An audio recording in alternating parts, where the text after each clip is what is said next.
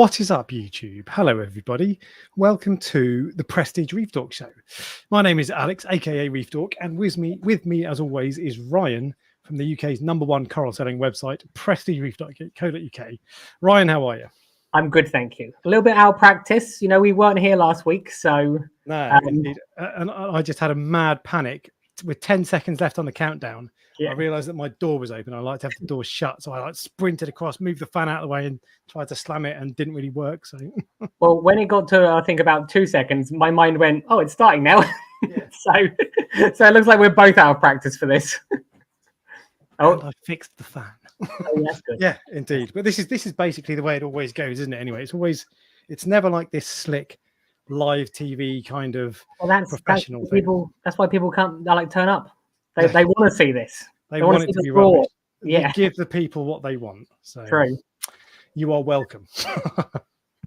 Hello, everybody. So we're going to be talking today about the art of choosing corals, and this was kind of because I'm picking a lot of new corals at the moment for my main tank, and it's the things that I look for: aggression, color, all that sort of stuff.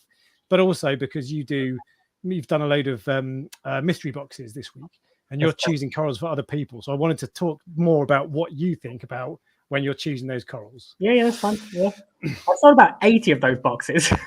80. It's unbelievable, and it still hasn't put a dent in the population of corals. So it hasn't allowed me to tidy up quite significant sections of the tray, but it's far from empty. So it is working. Yeah, and because this is funny, Tidal Gardens always say this. They always say people turn up and they buy a truckload of corals, to retailers buy them, and you wouldn't know they've been. Yeah, and it's just when you've got even in my tank, I bet when I frag a load of corals, you don't notice that they're gone. It's funny how many corals you have in a small space, or how much coral you have in a small space, when it doesn't necessarily look like it. Yeah, especially when you're cutting it 2 inches at a time. So little tiny ones. But I like smaller frags like that. I don't want, and I find actually for the most part when I go to sell corals on Ultimate Reef, people, if I sell a big tennis ball size piece, no one's interested. Whereas if I frag that into 4 pieces, they'll all go straight away. But why is no one interested? I'm intrigued. It's not that it's not. I'm exaggerating slightly. Fewer people are interested. I sold a couple of colonies recently, but most people don't have the space, and they want, I think this is what I want anyway. I want to buy a smallish frag, ideally not minute, but smallish, so I can put it exactly where I want. It's easier to mount a small frag. You ever tried mounting a bloody colony? Yeah, I know what you mean. So I like that I can put it exactly where I want it, and then just let it grow out. And I kind of like the idea of growing stuff out as well. It's usually a far more natural growth that way. When you put a colony in, what you can usually look at it, and on day 1 it looks like this. And then it starts to grow towards the light, and it's normal, a perfect growth pattern, and then it does all these weird things on the tips until it starts growing again. Because it's had different growth parameters, like different lighting, flow, and all that, where it's come from. But anyway, we'll come on to that later. For now, first I've just remembered my plaster cast is off. Look at that. Yeah, we can put that little violin away now, can't we? I know. Well, you can keep it out for now because it still does hurt.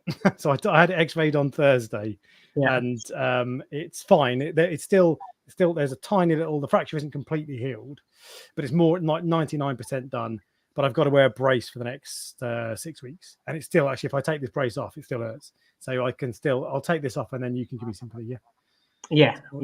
No, I can stop giving you sympathy once you've taken it off. Right. I'm giving you loads already, aren't I? So. Yeah, indeed. But the army's generally good. I was hoping for the last week building up to the cast coming off, the hand felt absolutely fine, and I was like, I'll take it off and it'll be 100% fine. And they took it off, and I was like, that hurts.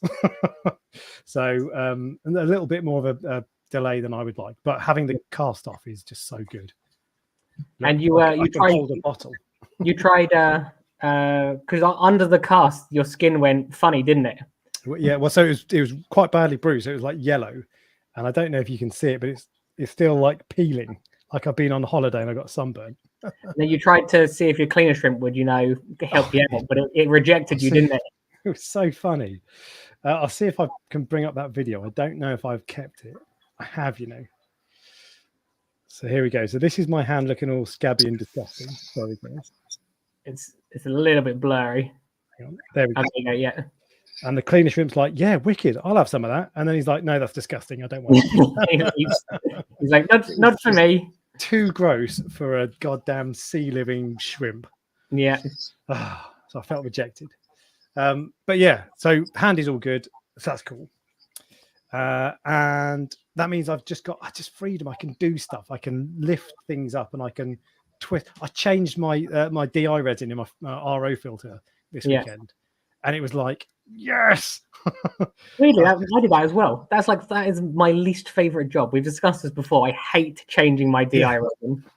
I can't be asked with it most of the time. I don't hate it, but it's a bit of a pain in the ass. But just being able to actually grip something because I don't have an inch of plaster cast in front of my hand is great. Yeah. But no, I've just changed. So I had normal DI resin, the non-color change stuff, because last time I bought it, I decided to go cheap. I decided to cheap out because color change resin is quite expensive.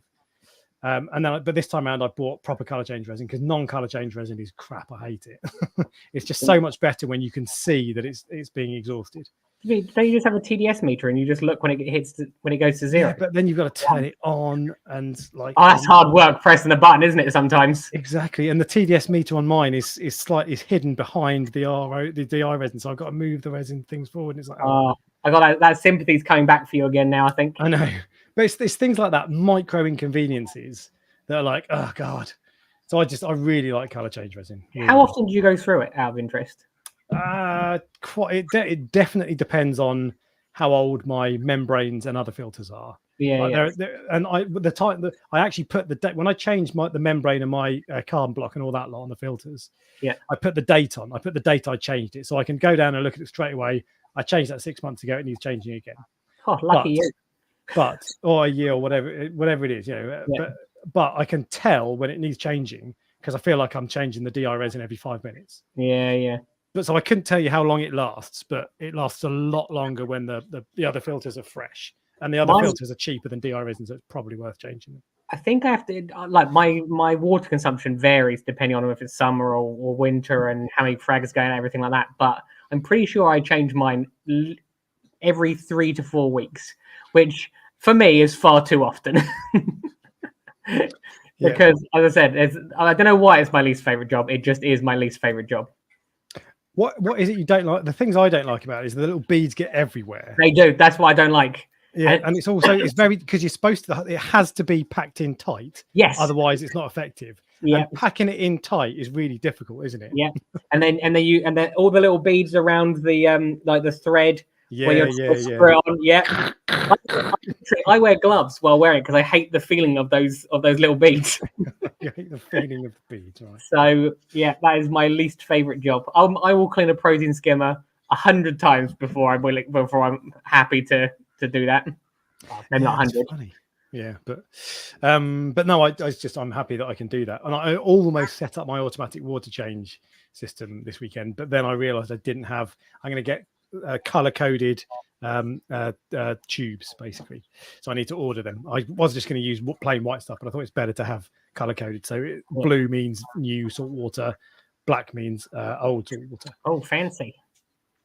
It's just that sort of stuff is really handy, and like I just get all white. Yeah, but this is the thing. Like when on my dosing, I've got the little magnet thing that holds dosing tubes in place over the sump. Yeah. So the dosing liquids drop out of them, and I can never be asked to label them. I've got there's six things I dose. Yeah. One of them is labeled magnesium because I set up recently. Yeah. But all of the others is like the one you care about the least, basically. Exactly. And all the others is like I can't remember which one that is. And so I wish I had either color-coded tubing or just a label on each of them. It makes life a lot easier. But I suppose, I think BRS did something recently about small things that couldn't be done, which make your life easier. And I suppose that's technically one of them. That wasn't mentioned, but that is technically one of them. And you can get, I say I wish I had color-coded tubing. You can get it. I got it in my local shop. I just can't be bothered to buy it and swap it out and all that. And I do like the tubing being transparent, see-through. Yeah. Because then you can see if there's nothing in it, you know that you can see instantly when you open your cabinet, and you know you've got to fill up your bottle or whatever. But But yeah, do you know what? This week I mixed up my first ever batch of Prestige Reef Magnesium. Oh yeah, is everything? How's it going? Actually, it was last week. It was before the cancelled live stream. I said I was feeling under the weather last weekend. Oh yeah, it all comes out now, does it? I wasn't going to mention it if you weren't going to mention it. I'm going to mention it. I had a hangover, so I went to my cousin's wedding, and I don't drink very much. Obviously, I have a bottle of beer with the live stream, but I don't drink very often. I don't drink very much. So when I do, and I didn't, it's not like I had 10 pints of Stella. But when I do drink, it knocks me sideways. I didn't think it was going to last the whole day. So it's not that. I saw all the comments. Oh, hope you get better soon. Like we miss you. Thanks. No, I appreciate that. I'll pull through. And I was sitting there laughing, going, "I know what the real reason is." I did admit to. I know, comments. Yeah. I saw one. Anyway.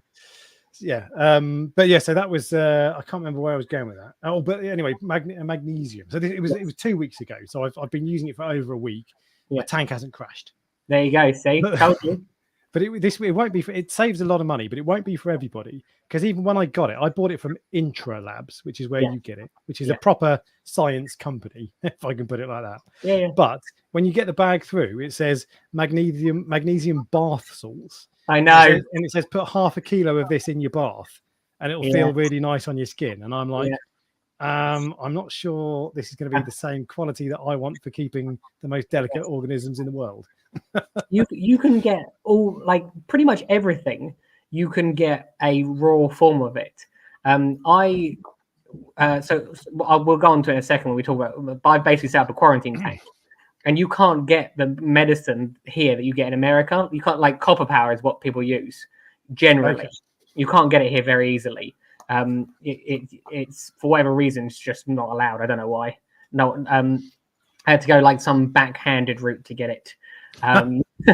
But you can also get, like, make your own fish medicine. It just doesn't feel right.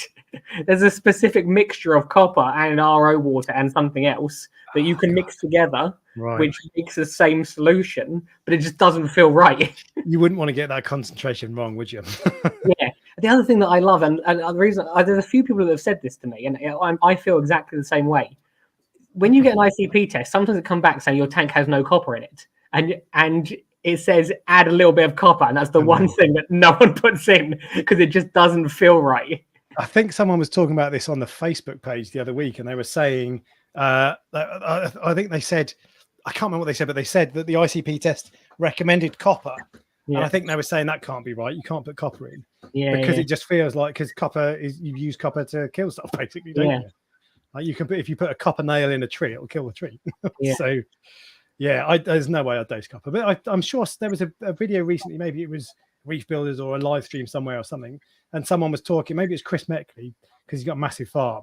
I think it was Chris Meckley, actually, and he talks about, he doses copper because he knows what he's doing, unlike me. So he doses copper, and he can notice the difference in his corals when he does and when he doesn't. But I'm not dosing copper, no way. I'm not willing to look for that difference. No, exactly. I'm happy with my corals looking like 7 out of 10. But so I did that, and actually also because it's been 2 weeks since we talked. The last week, just before the live stream last week, my copper band had died, and I haven't had a chance to talk about that. So, and I made a video about, because it's like that you need to update people. I made a few videos about the copper band, and you need to do the final update. And I did it straight away, like an hour after it died, or 2 hours after it died, because I wanted that instant reaction. Because now I'm over it, kind of, and I wanted that. So, like I was a bit like, gutted. But actually, I had to euthanize it. I found it. It was stuck to a power head, which is what happens, isn't it? Turn the power heads off, and it sort of fell off, and it was kind of half bent. Yeah. So not, I don't know if it had broken its bones or whatever, but it was in a bad shape. But it started swimming, not very well, and then just sank to the bottom. So I had to whip it out, put it in a little pot, and use clove oil to euthanize it. And actually, that's the humane way to do it. Yeah, and there are guides on the internet about euthanizing fish that way, and apparently it's a really peaceful way for them to go. It's quite quick, doesn't hurt, and all that sort of stuff. And that was actually, it was really good to do that, because otherwise he was just gonna, I don't know what, he just would have died over the course of 12 hours. I know what you mean, where they're sort of still alive. You wonder how long it's been there for, like on the power head. But overnight worst case scenario, I think. Yeah, but it was interesting in the ocean. Butterfly fish are actually remarkably resilient to damage. It's not unusual to see butterfly fish where they, you know how they have that eye spot on the back of predators where it's completely missing and the fish is just swimming around. Where something's bitten it and it's healed up and just kept going. Yeah, okay. But I suppose that's the purpose of that eye spot. It's to aim for there, not the head. They are remarkably resilient, just in the wild, not so much in our tanks. No, indeed. And but I said it all in the video, but I think that I've had a bit more time to think about it, and I think that it was always feeding. It would always feed on the mysis that I put in. Yeah. But what I noticed more and more in the last couple of months was my little Tunsy algae magnet. Obviously, it's not it doesn't float. So when you pull the dry side off, the wet side just drops on the sand. Yeah. And for the last since I've had the copper band, when I do that all the time, because every time I pull it off, there's a load of copepods and amphipods behind it. Yeah. And so all the fish come over and eat it, and the copper band always came over and ate that. And for the last few months, I've been getting less and less. And for the last couple of weeks, there was nothing at all. No, there was algae. That was it, though. And so I do wonder if he'd ploughed his way through all of the copepods and amphipods over the period of time, and so the mysis wasn't sustaining him. It was the microfauna and the natural pods in the tank. And then when that dried up, I was still feeding him, still thinking I was doing it okay, but actually that's not what was maintaining him. So I think for a start that was really important, but also just mysis wasn't enough, and you need to be more varied diet and all these sorts of things. I think. Yeah, mastic you use quite a lot, don't you? yeah, they are definitely the most pain in the ass fish that I own, definitely. Probably the most pain in the ass fish you owned as well. Yeah. You have to, there's very special requirements to have them. So one of my copper bands, I have to hand feed every single day. Okay. Every single day, I literally hand feed it with a little pipette. The other ones, you throw it in and they'll all eat it and they'll compete with the tangs. One of them, which it's only got the angelfish and a few other, they're not even particularly rambunctious fish. That one likes to be hand fed. and I've had it for a long time, but if I just throw stuff in there, it gets skinnier, and then I go back to hand feeding it again to keep it, up to the correct weight. That's the level of care you need to put in for that. If you want those fish, you have to be willing to literally babysit them. Yeah. And I wasn't doing enough for it. But the good thing is, if you want to see the silver lining, because the main reason I was feeding 3 cubes of frozen food per day, and only frozen, was because that's all he'd eat. You wouldn't eat pellets or flakes. So now I get to, for a start, decrease the amount of food I'm feeding. I don't want to drop off too much, because I like feeding quite heavy anyway, but my nutrients are too high because I feed too much. So I'm going to try. First off, I've backed off down to 2 cubes a day, which I still think should be enough for the rest of my fish. But also, I'm going to try to wean my tank onto pellets and flake food, because I just like the idea of giving that a try, basically. Has my sound now changed? Just because I think my microphone wasn't plugged in properly. I was just wondering that actually about 2 seconds ago. Yeah. Because I obviously read your mind. Yeah, we're so in tune with each other. Exactly. Normally we go through these issues before we start. Not now. But anyway, that's the copper band. And the final thing with for the last week or 2 weeks really was my Prestige Reef mystery box arrived. Oh yes, that's true. Yeah. And this was, so I bought this because I just wanted to see what the fuss was about. Out of intrigue, there has been a huge amount of love recently on the Prestige Reef Dork Facebook page for me, because I don't log into it all the time. Yeah. And then one day, and there was 4 or 5 posts all about different things, and I was like, oh, that's nice. Lots of people have posted their frags, their little mystery pack, and this was mine. And actually, that's not the best photo. Looking at it, it's not quite as good as like. But anyway, some nice corals there. Yeah, you got there's a sun god Leptoceras. You got the witch hunter Montipora. That's just a green. I think it might even be an appleberry Montipora paloensis. Not sure. The Mean Street grafted Montipora is next to it, and then you've got a blue digi and a red brick Cephastria. Now all of these corals are the reason the boxes go obviously for £6.66 each, and the reason they're that price is because I have so much of those corals. So you can't expect to have, as I said before, you can't expect to have a gold torch in these mystery boxes. But as far as I'm concerned, they're still nice. It's not like I sent people green star polyps, if you see what I mean. Yeah. Although I'd be happy with GSP, but well, some other yeah. people have said that. They're like, "Can you send us some Xenia?" I'm like, yeah, exactly. Yeah. But yeah, that was cool. And they're sat next to me. I'm not sure I'm going to keep all of them. Oh, I see how it is. I see how it is. But just so you know, genuinely as well, you didn't get any. I don't. You probably saw the last video I put out. You didn't get any special treatment. No, like literally everyone gets the same random pick, pretty much. I saw lots of similar corals and stuff. Yes, so, yeah. But see how they're similar, but they're also slightly different because they're all picked randomly. Indeed. But we'll come on to what I will and won't keep later, actually, when we talk about choosing corals. But that was my fortnight in reefing. Yeah. What have you been up to? Right. So we'll start with the water box tank. So I finally have set up a quarantine tank. Okay. So that's the first thing. I'm actually using the RO tank from the water box because it was like, I think it's like 60 or 70 liters, which is big enough for a quarantine tank. And then I had to buy a filter. So I've got internal filter. I've got heat, like special heaters that are protected so the fish can't like lean up next to them and get burnt. As I said, the medication is more difficult. Metroplex is not easy to get hold of. I had to order it from America. It would shock you how much it cost. To get I think it's 100 grams of Metroplex. It costs £100. Wow. You can get a cheaper one, but if you think about it, because it's coming from America, I don't want to have like 5 grams, which is what the other option is, to do quarantine one fish and then have to go and do the same process again. So I just thought I'd order the bigger one. Again, Copper Power I had to get off eBay, which is literally from someone who has imported probably, and I don't know how he's got it in, but he's basically got a load of Copper Power jugs, and then he pours them out into individual like doses. Right. They're not in the original bottle. Okay. And then he sends them to people, and he says, "Look, do you trust they're real?" And I was like, "Yeah, look, it's obviously. Why would you be messing people around? I can test it. I'll put it in the tank. It says it's got copper in it, so it's fine." Okay. So that's what I've done with that. The first fish I'm going to quarantine. So basically, all the fish are going to go in.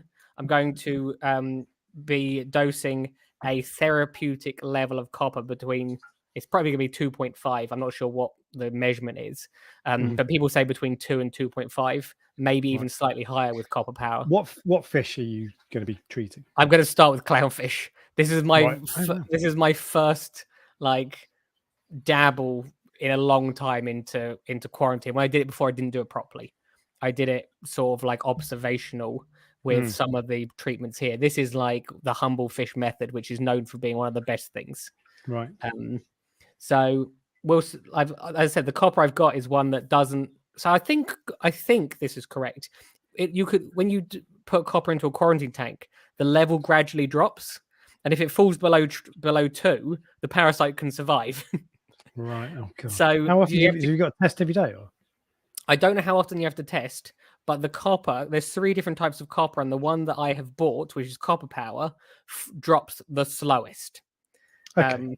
Apparently, I'm only saying this is just what I've learned from YouTube. Yeah. So, but Humble Fish is known for being very, very good with regards to like he's like the king of fish disease. Yeah. Yes. So that's the route I'm going down. With regards to the coral farm, I've done a load of fragging, and I've been incredibly busy with those boxes because literally in a day you can send out about 30 and that's it. It's not physically possible to pack more on your own. Well, you can, especially if the orders are all different as well. It takes a bit of time packing corals, as you know. So to do 30 boxes, not 6 frags per box. Yeah, 6. Well, think about how many frags that is, and you got every one I check, and the next part of what I'm doing, I'll explain why. So someone sent me a message saying I got an Asterina, which is one of your Asterinas as far as I'm concerned. Send me a DNA test, otherwise you can't prove it. Now, the reason I'm happy to tell you this is because there is literally not a single fish shop out there, as far as I'm concerned, that doesn't have some form of pest, whether it's Asterinas or and for whatever reason, that was the one which I got more of. Yeah. And I don't have any aptasias or anything like that, but asterinas, because they're not really that harmful. You just leave them, don't you? Yeah, I deliberately introduced them into the tank behind me and the tank over there. Yes, but as someone who's receiving corals, Yeah. you're expecting them to not have this Completely. Not everyone wants them, but the point you're making is it's not like Monty eating nudies. Yes, that's like a serious one. Yeah. And obviously, I've got all these different fish for all those sorts of pests, so that's why I've never had any issues with any of those. Yeah. The asterinas, however, once I got that, I thought to myself, right, that is an embarrassment for me because I try my best I check every single frag. With the zoas, it's a bit more difficult because obviously there's so many zoas all in there. So I have set to work systematically over the last week. Every evening, I go in there and I will take out hundreds. Not anymore because there's not hundreds and there more to take out. Yeah. But it was me and Marina, both of us went in there, and we basically have decimated the population in 1 week. And the reason I'm telling you this is because people think that it's like this thing that you can't control without a harlequin shrimp or whatever. It's far easier just to take them out. Yeah, completely. The thing that you've done is, like, I did this a couple of days in a row. So I've got a little removing device. Yeah, really use 3D printed ones, really good. But you don't need it. But you go down in the morning at like 8 o'clock when 4 of the lights come on and they're all just on the glass. You pull a load out. Yeah. Do the same thing the next day. There's half as many. You pull them out, and then you keep going. The thing is, I get after, like, especially I did it on a weekend. Yeah. And then Monday comes around and like I've got to get to work. So yeah, I know. it's a bit more. But if you just do it on the next weekend, you clear them and you make a big dent. And it takes a long time for the population to recover because you won't have got all of them. There'll be like one hidden somewhere or whatever. Oh, but it'll be like pretty good, I tell you. She's like 6 months before they come back. Yeah, but it's no. So literally, we've actually almost turned it into a competition. Like, genuinely, it's actually quite fun for us. We went in there. We went in there yesterday with a glass of wine, and it literally the competition is to who can find the biggest one. And on the first few days, you can get the big ones, and then after that, all the big ones have been taken out. So yeah, do you know what I also like getting the big ones because I feel like they're the ones that are most likely to produce more of the little babies. I know, it's satisfying, isn't it? Yeah. Now I have tried to find out, and someone in the comments might know this, what their reproduction rate is, how quickly they are able to split. Is it every day? Is it every week? Is it once a month? And you start with 1, then you get 2, and then you get 4, and then it gets out of control. But if you've got 1,000 and every week they can split in 2 and then you've got 2,000. I feel like it's quite slow. Yeah, well, because when I pull them out, it takes a long time for the population to recover. Yeah, and I know nutrient levels affect how quickly they come back. And if you have a asterina problem, the best thing to do, don't clean your glass. The asterinas move onto the glass to eat the algae, and then they're easy to scrape off. Joe, one thing I tried to do because I thought this was brilliant. I noticed that when I went down in the mornings, they always go to the dark spots. Yeah. So they go behind your algae magnet, or they go behind by the weir box, all those sorts of things. So what I tried to do was I got a couple of sheets of black paper, sellotape them to the glass. Yeah. And then I left them overnight. And the plan was go down in the morning and they will all be in that one spot. Yeah. But it didn't work. Oh. It was the exact same. They were just equally spread. It was like that paper wasn't there. But it's really some insider knowledge then. I know. I started videoing it because I was like, this is brilliant. This is so clever. But it made no difference. But it's every time I see them, they're in the dark spots on the tank. So maybe I just did it wrong. But anyway, they're not hard to beat. I don't find. Yeah. And I'm not fussed. So that's pretty much what it's been for me. There's no, as I said, there's no new fish in there. I haven't put any new corals in there. The corals are doing okay. They're growing. They're not overly colourful. It's odd. As I said to you before, I've had corals in the coral tray for ages, and you put them into the water box tank, which has got a higher power lighting and lower nutrients, and they turn brown. And you're just like, why are you doing this? I've had you for years. Yeah. But then you just, when you're experienced like us, you know that that's just a phase and it will grow out of it. Yeah. Yeah. But that speaks to the fact that that bad in inverted commas numbers, is better than big changes all the time, because the reason the reason they've done it is because they've got used to these different parameters, higher nutrients, and then they go to low nutrients. They're like, I don't like it. Yeah, they're sort of like you can see they're glowing, they're growing, but they are a bit pastely colored. You know, that like low nutrient colored corals. Yeah, I don't like that look. Some people love that look. It's just not for me. I like it when it's deliberate, like the KZ tanks. Yeah, what's it called? I can't remember what it's called, but they look amazing. But when I have corals like that, they just look ill. It's like the flesh is painted on because it's so thin. Yeah, and I don't like that. Yeah, but once I put fish in there, the nutrients will go up. But I'm still feeding this basically a pinch of pellets every day, which is what I was feeding before. I will, however, stop feeding pellets soon. I think the problem that people have with nutrients is pellets.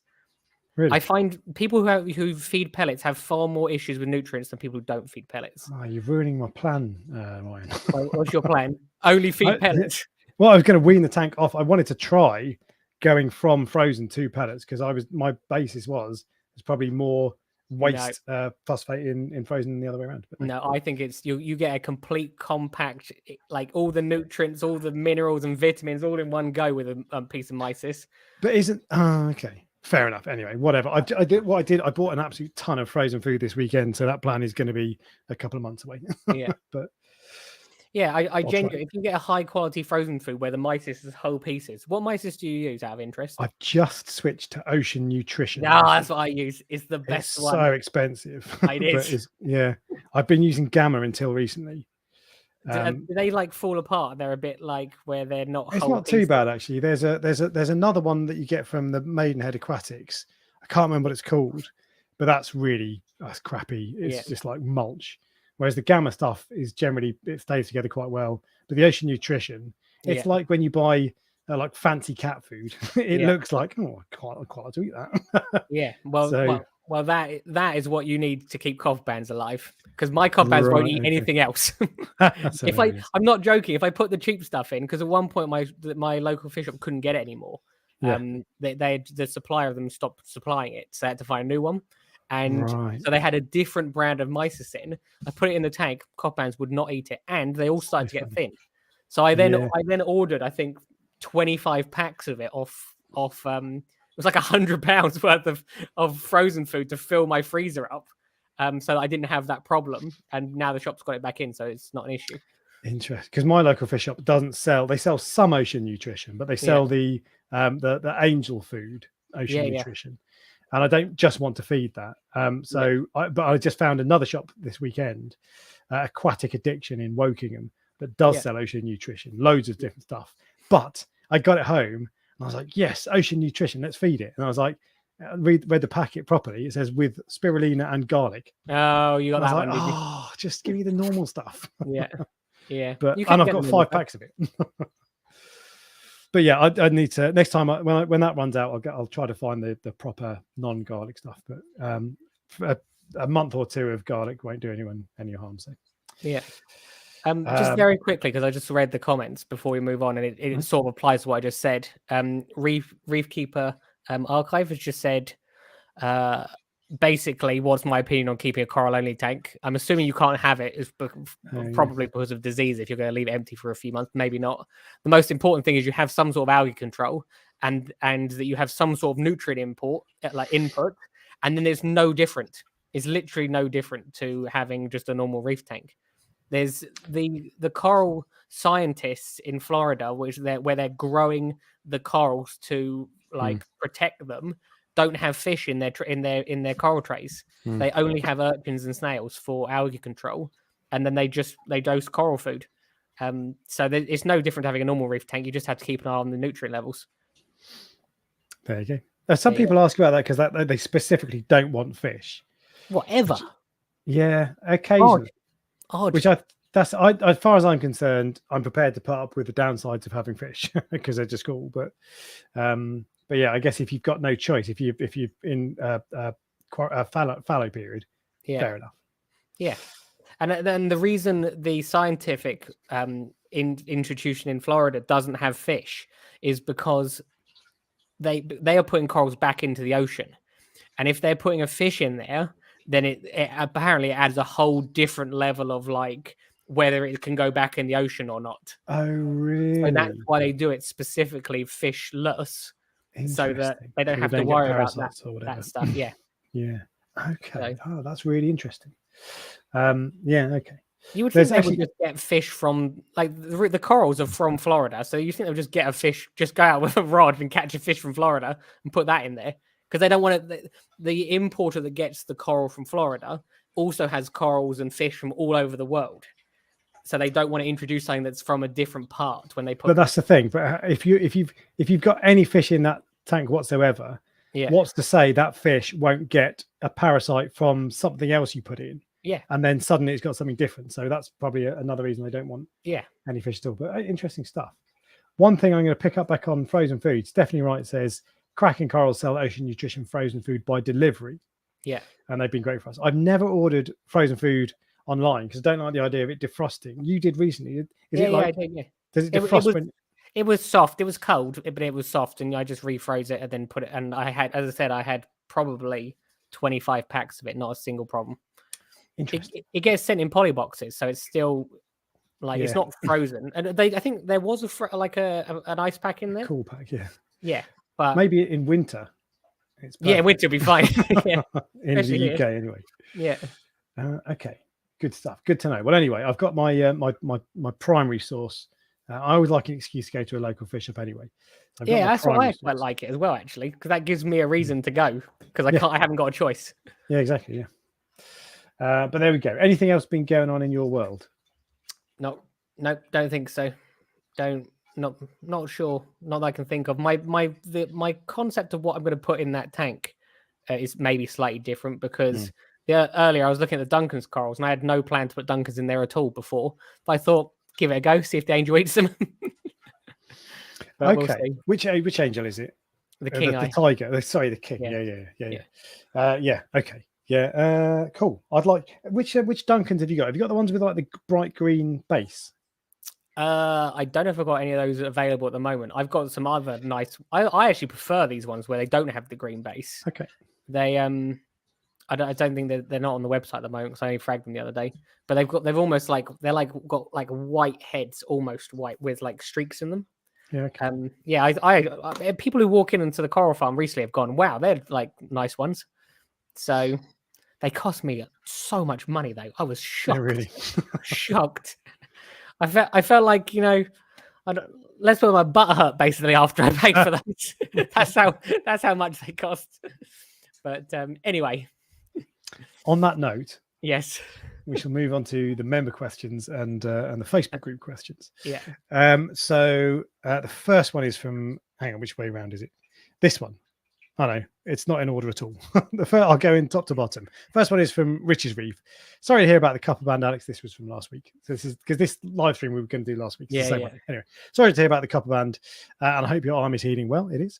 I have some pallies on a foundational piece of rock in my tank. Not an easy rock to remove. I was thinking I could use. I could use aggressive corals like Hydnophora or Galaxea to kill it off. Is this a dumb idea? We've talked about this before. I personally think yes. Not a dumb idea. I understand the concept of it, but will it work? I don't think it will work. That's it. I'm not sure. I'm not convinced it'll work, but I think it's worth a crack. Especially with something like Galaxea, which you've said before is super aggressive. It is unbelievably aggressive, but if you have that, you need to put no corals within like that distance of them. But I think his plan is to put a Galaxea in there for like 2 weeks until it kills them all off. Thank you. Oh wow. And then move it out. The thing is, I don't think it'll get all of them. Depends how big the colony is, I suppose. I think depending on what types they are, because you have to be careful what types they are, because they're pallies, aren't they? They're not zoas. Pallies, yeah. You could try to manually remove them, but that's not advice. I'm not telling you to do it. It depends. So I can pull them off the frag tray sometimes. They literally like pop off one at a time all together. I wear gloves and I don't even take them out of the water. They come out, go into a pot of water. Yeah. They go from one into the other, never come out, and then I throw the whole bag away. So that's what I do, but it's personally, the only way you're really going to get rid of them is probably take the rock out. And the one thing on that, he says it's not an easy piece of, it's a foundational rock, so it's the base piece, and it's not an easy piece to remove. Sometimes it's really worth doing. Yeah. And actually, I've done that a couple of times on my main tank. It's been brilliant. It's worth. It's painful, but it's worth throwing it away and taking the effort to do it. But I'm not sure he's at that level as yet. We get used to what we see, so we don't like change, and we don't want to take a rock out. Like when you sold me that big rock of corals, afterwards you were like, I remember you going, oh, it's like there's a gap there now. But now you don't even think about it, do you? No. And if basically you had to completely strip down your tank and start again, you would have just forgotten about your old tank eventually. Yeah. And so the thought of removing big bits of rock is a lot more intimidating than the reality as well. Yes. A couple of times I've done it, I've been like, God, this is going to be a nightmare. First time I did it, I was like, actually, that was okay. Second time, I knew what it was like, and it's a bit of a faff. And I unfortunately, one of my urchins, as I had the rock above the tank, so the highest point, an urchin dropped off, smashed himself on the floor, and died. So there are they're a delicacy. They're a delicacy. I think people I've seen them on cooking foods and on cooking programs. I think it's the black. Anyway, whatever. But it is a bit of a pain. You get water everywhere and all this sort of stuff. But it's actually not that bad. I think this goes back to the Asterians, which I kind of wanted to mention. A lot of it is actually about effort. It's about having sometimes we go, oh, I don't have to manually remove all of these starfish, and then once you've done it, it's done. And it's like, yeah, sure, it was a few hours every night or an hour every night for a week, but then it's done. And if it takes you two hours to move the rock round and put it all back, then your pally problem's gone then. So you don't have to worry about it anymore. Exactly. So it is worth a bit of effort sometimes. Yeah, sometimes just doing it is better than not doing it. And actually, one of the things I was concerned about when I pulled out, the first time I pulled out that massive rock covered in corals, I was thinking, I'm going to be losing a lot of good bacteria on this. Am I just going to have some kind of crash and the system's going to go crazy? Yeah. And I didn't have any problems with that whatsoever. The only problem I did have was that my I was testing my alkalinity to see if it changed, and I reduced the amount of alkalinity I dosed because I knew it was going to change because I was removing a lot of coral, but I didn't do it enough, didn't reduce it enough, and I didn't test enough. So my alkalinity dropped by like 1 DKH or spiked. I can't remember which way around it was. Yeah, it would have spiked. I think it was. Yeah. And so and then one of my corals stripped. It was a really nice one. Yeah, I remember. But anyway, so you've got to monitor alkalinity. Basically, is probably the main thing. But it's not like pulling out a massive piece of rock. I thought I was going to be losing all my bacteria and it was going to be a disaster. Didn't make a difference. I've done it twice. Like a third of the rock. So, that was the first one. The second one is from Tom, who says, "Evening, guys. Hope you had a nice week and the arm is getting better." Still is. Maybe not so much of a question, but a discussion point. But I've seen a couple of posts on the Facebook, on Facebook, the shows one and the Red Sea Max Reefer owners one, in different groups about fish getting stuck in the gate valves of Red Sea tanks. How is this happening? Gate valve. Okay. What can people do to prevent it? So going in through either in between the weird, bloody hell, that's a skinny fish. What can people do to prevent it? How is this happening? What can people do to prevent it? Are there areas of concern? I've never had that. I had a fish jump onto the top of my weird box cover and die. But I reckon it's because you can take that weird box cover off. I reckon people are taking the weird box cover off. Yeah, the fish aren't going through those slots. It's just not happening. They're so thin. Tiny little spots though. If it was like a thin goby or something, I could imagine it. But even it would very unlikely. I've never heard that with any tank. I mean, I've had fish go over the weir box, not in a Red Sea tank, just in I had a custom tank before, go down the overflow. Yeah. Which would have mine didn't have a gate valve on it, but but it had but my valve was open, so it end up in the sump, and that happens not infrequently at fish shops. You see fish swimming in the sump sometimes, so it does happen, but I just don't see it where any fish can get through those little slots unless they're like these insignificantly small gobies. It will have to be thinking about. I've taken apart the Red Sea diaphragm and I've taken apart a normal gate valve, so I know what they look like. It would have to be and the way that they're different things. So in the I can't do this without making a sexual hand gesture, so I'm not going to do that. But Well, on I the promise I won't say anything. yeah, of course you won't. On a gate valve, it's just like there's like a screw, and you screw it in, and it eventually you screw it in and it blocks the tube. Yeah. On the Red Sea diaphragm, it's the same sort of thing, but it's like this diaphragm that pushes out, so it's like a balloon blowing up to block the tube. So you'd have to have that really closed tight, because actually it's not the fish would go down the tube and it would just slip over it, because it's like a little slide thing. So that diaphragm would have to be closed really tight to stop a fish that is small enough to fit through the weir. That's why. So that seems extraordinarily unlikely, but I bet, I don't know, maybe this isn't the case, but I would bet that they've got the cover off the weir box. Yeah. I've had fish escape Bangor cardinal babies down to the sump. But have you had it where fish jump over the weir box into the weir section? So I had a jawfish land on the weir box cover, and I found him crispy and dead. But how do they know? Like, if that was open, they could get in there. And I kid you not, I've had clownfish jump into the weir box. I've had wrasse. I had a flame angel. Like, this was, remember, I've been doing this a long time, and this was all a custom tank. This is all the same tank. And I just think, how do they know that that's a safe section for them to jump into? Do they go up to the weir box, look through it, and go the slits, and go, "Oh, there's water in there. Maybe that's how we get out."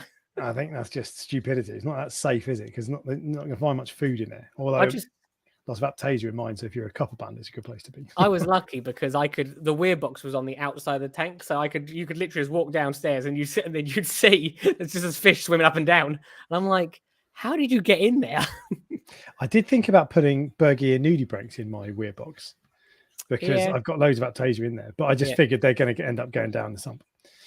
Yeah, probably, and they'll probably some of them will end up back in the tank, and they'll get eaten by your wrasse and stuff like that. So yeah, but anyway, that seems extremely unlikely. That's not something I would worry about. Just keep the weir box cover on.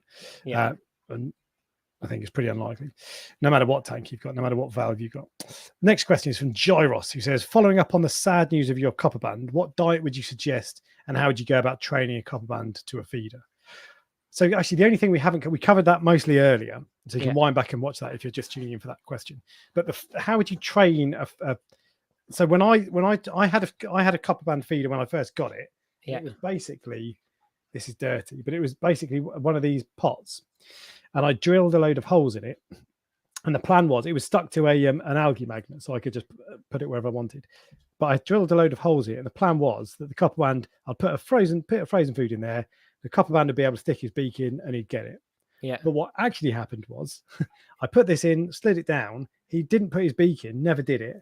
But food started floating out and settling onto a low flow area of the tank. And then he'd go over, look at it and eat it. So it did work, but not how I wanted it to work. And I could never train him to stick his beak in. And I tried that with a couple of different devices. But I think probably perseverance is the way. How do you train yours to go out the pipette? I've never had it where they will eat out of a copper band feeder. I have no doubt that there will.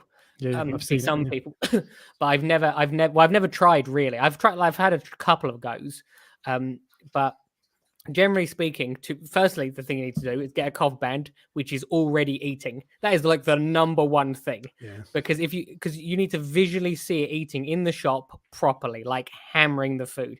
If it waits 5 minutes and then takes a bite, that's not the fish for you. Move on, try another one. Yeah, for sure. Then brine shrimp, they'll usually go for before mysis.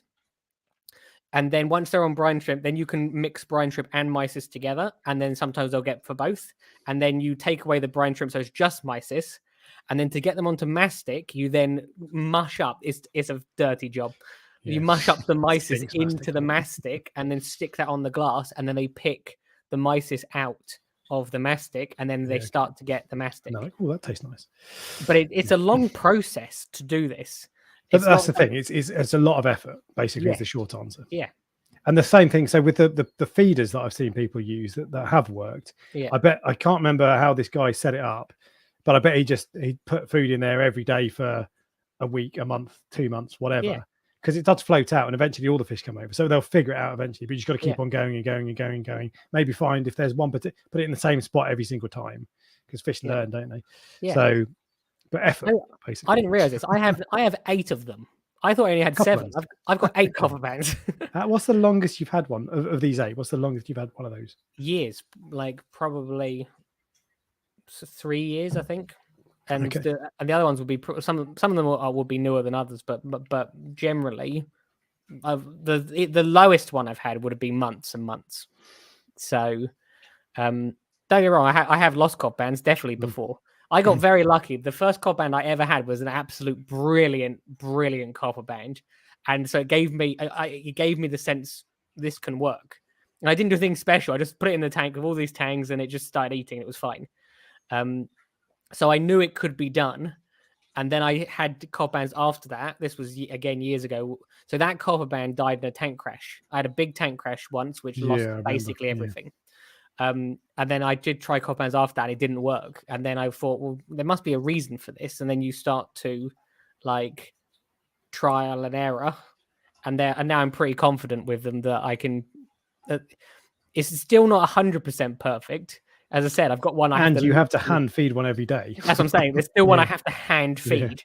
But I could probably get them all onto now that they all know what mysis is, I could get them all onto a copper band feeder, probably.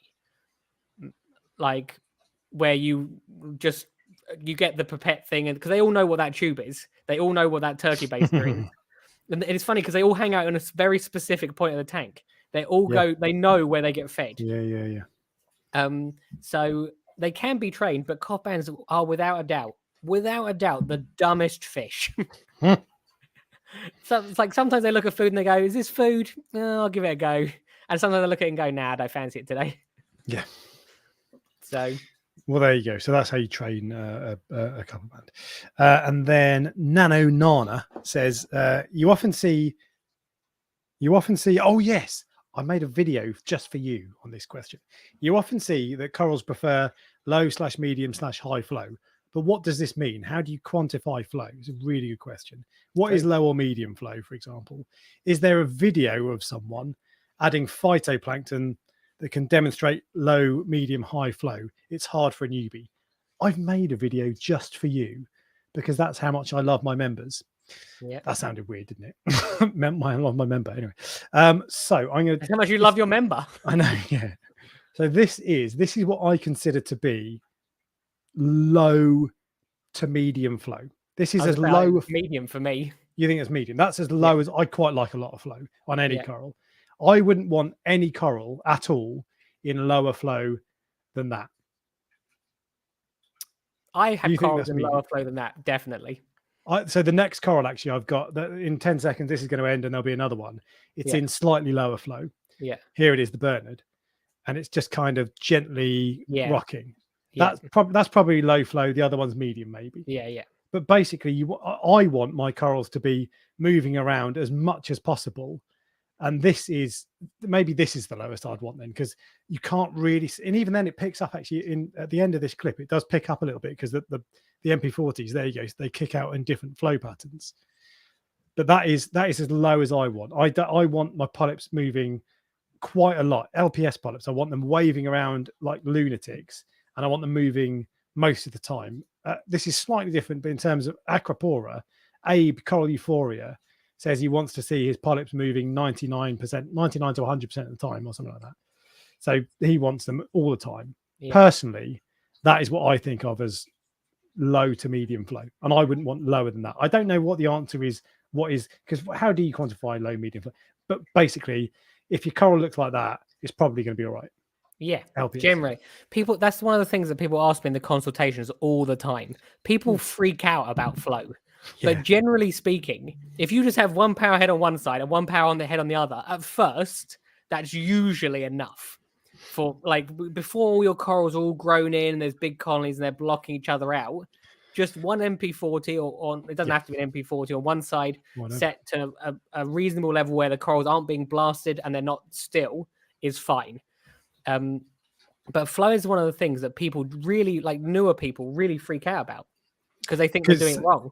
Yeah, it sounds tricky, but I think actually one on either side is a really good way of doing it, and it makes a huge difference from going from one to one on either side. Yeah. The difference is vast. Yeah. Even just in terms of detritus settling, but that's what I have on this tank. I have one at the back, and then on the other side one at the front, and they're roughly pointing towards each other ish. But you really, that's all you need to do, and then just turn them up to whatever, so it doesn't look like your tank's going crazy. But if you want to play around with it loads, you'll find that you've got some flat spots in the tank where detritus settles, and then so you can, over the course of a few weeks, you can angle your power a little bit more, turn one of them up, turn another one down. I personally prefer just to crank them up as high as you can do without looking like it's blowing the skin off the coral. Yeah. And then it's fine. But you would know this, but did you see the how BRS explained it, where the corals, there's like this coral skin, and then there's this like fraction of a millimeter like water barrier around the coral, okay, and then there's the rest of the tank, and the purpose of flow is to break that really tiny thin barrier so that the corals can get nutrients to and from them. And see, I never knew that there was this little tiny barrier, and that's the reason for flow. But that's apparently what the reason. That's why you need to have a reasonable amount of flow, so that you need to break that barrier for it to be effective, is what they were saying. Okay. And that's why the corals will grow, and then the center of the coral dies because it's not getting enough. It's not getting enough flow, even though it's in the same sort of environment. And that's so flow develops over time. And on my water box tank, my LPS tank, I actually it's only a 2-foot cube and it's 16 inches tall, so it's a small tank. But I've got 4 Nero 5s on it. I started off with 2, but then you get really flat points. So I've now got 2 at the front, 2 at the back, pointing towards each other. Yeah, and they're on quite low power. I like to run them low because Neros get quite noisy if you turn them above 50. Yeah. But that's the more power heads you can get, the better, because then that stops the flat points. But the still points. But even in this tank, I've got some points that are perfect and the tentacles are waving great and they're spot on, and a couple of others that are like, I'd like that to be a bit more or a bit less, So it's very difficult to get perfect, but I think good enough is good enough. Well, that's the other thing I'm actually doing with the coral farm at the moment. I'm trying to increase the flow, because you've seen the colonies; they're like from floor to ceiling to to the and anything past, and there's only flow on one side. There is a closed loop system that goes underneath, but it's not like directly hitting them. What's the plan? More power heads? Well, let's put it say, after 3 years, it's time to clean them. You haven't cleaned your MP40s? I have never cleaned them, not once. Ryan. All I do is I turn them off. The difference it makes is... I'm sure it'll make a massive difference. Yeah. I turn them off and I take the little thing off occasionally, very rarely, and I'll let the fish go in and clean them themselves. It's not enough. But I don't actually go. And the other thing I do sometimes is I just turn them up. Yeah. So to deal with the reduction of flow, you turn them up rather than clean them. So true. Now, so I've not been able to clean them because of the hand until, and I still can't. I can't grip properly. But when I can, I need to clean all 4. And when I tend to do it 3 or 4 times a year at most, probably a bit less than that if I'm being honest. But it's a noticeable difference when you clean them. It's like, wow. Like with some, they're not as bad as some power heads. So gyres, my God, when a gyre needs cleaning, you've got to look closely. Like, is it turned on or not? Yeah. Whereas with an MP40, they still kick out a good amount of flow. It's just like from 70% to 100%. Whereas with a gyre, it's from like 5% to 100%. But it still makes a huge difference. So there we go. So just clean them. How do you clean them? How am I asking 15 years into the hobby how you clean an MP40? So this is the way I do it, and I've thought about making a video on this before, but I actually don't know. I'd like to phone Ecotech and go, guys, tell me how to do it. But what I do is you twist the grill off, the main bit, which you already know how to do. Yeah. And then there are 3 little clips effectively, and I just get a knife and I pop the clips off, slide the impeller out, and then you've got the which is the magnet. Yeah. And then and I just clean the inside of the base. I clean the impeller. There's a bit of plastic base at the bottom of the impeller. I clean that just with a scrubbing brush, kitchen just general kitchen scrubbing Yeah, brush. yeah. One that I buy specifically for this purpose. Yeah. Because the missus would go crazy otherwise. And then I chuck them back in the tank. I sometimes leave them in citric acid water. That's but what I want to know. generally, that's not. What solution can I put them in where it just dissolves everything? To be honest, what I found is the best way to do it is just elbow grease. Get a kitchen scrub. I know it's painful, isn't it? But get a kitchen scrubbing brush and just get like 5 minutes, not even 5 minutes, and get rid of it, and it'll do it. Because what I do find is when you leave them in citric acid water overnight, for example, it does make it easier. Yeah. And sometimes it does just like fall away. But there are times when you leave it in citric acid water for a couple of hours and you've still got to scrub hard. And really, if you want to do it, put it in citric acid water overnight. It doesn't really matter how much. Just mix a bit in with some water. Put it in that overnight, and I'll clean it off in the morning. But the best way to do it is just do it there and then with a brush. Some of them have got to the stage where the coralline algae is covering the outer grill, so that so it's literally blocking the amount of flow coming out. So, so I've got these 3D printed cages that point the flow. They direct the flow up and down, which is really good. But they are a lot more restrictive than the standard MP40 cages. Yeah. But what you can do, and they block up much more. But what you can do, you could just buy. You've just sold a load of mystery boxes. Spend some of the money on a spare set of wet sides. I thought that, and then swap them out every 6 months. Yeah. Clean them at your leisure. You don't even need to buy a few of them. You literally just need to buy one at a time. Like to put the clean one in, take the old one out, clean that whenever you want, move that one to the next one. And then you can keep rotating them around. The only thing with that is if you've got if I've got 4 and if I do one, I then put it back in and the next day I'm like, oh, I can't be bothered to do. So if you do them all at once, it's easier. But but anyway, whatever. The spare wet sides are great. And someone did say in the comments, don't do it. It was Les. Don't put it in vinegar. Use citric acid water because the vinegar supposedly cracks the plastic. Yeah, and that can damage them. And you don't want to damage them because it'll crack and then it'll expose the magnet to salt water and then poison leaks out. But citric acid water is good. I think is that all the questions? Oh no, there's one more. And the last one is from Shamila Butters, who says, starting a new water box 10 system, 10 gallons, I think. We began by bleach curing the rock. I think that means bleaching them. Then went on to rinse in RO water for a week before use. We believe that the rock leached some of the bleach after losing one of our coral additions. I think bleach evaporates, and so I was gonna say bleach just disappears on its own, doesn't it? Yeah, exactly. I think so. And since added AI Prime dechlorinator to the tank, is it likely that will solve the solution, or is it needed a more extreme option like restarting the cycle? I started smiling halfway through this question because this is the sort of thing we do that I think is actually overthinking things. Because it's like bleaching the rock and then rinsing it in RO water for a week before use. That's quite a lot. It's no bad thing doing it that way. But I didn't do that. No, exactly. That's more than I would have done. Yeah. It's better to do more than less. But I don't think it would have been the bleach. I'd be surprised if it was the bleach. Because it does. I think it literally evaporates or dissolves or something. If it's dried, then it dissolves and it's fine. It disappears.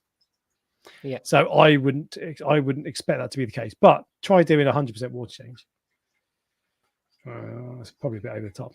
Yeah. I would look for other issues. Shamila actually had another question a second ago. Right. I don't know if you saw it. And now that I know that she is one of your, I assume it's a she.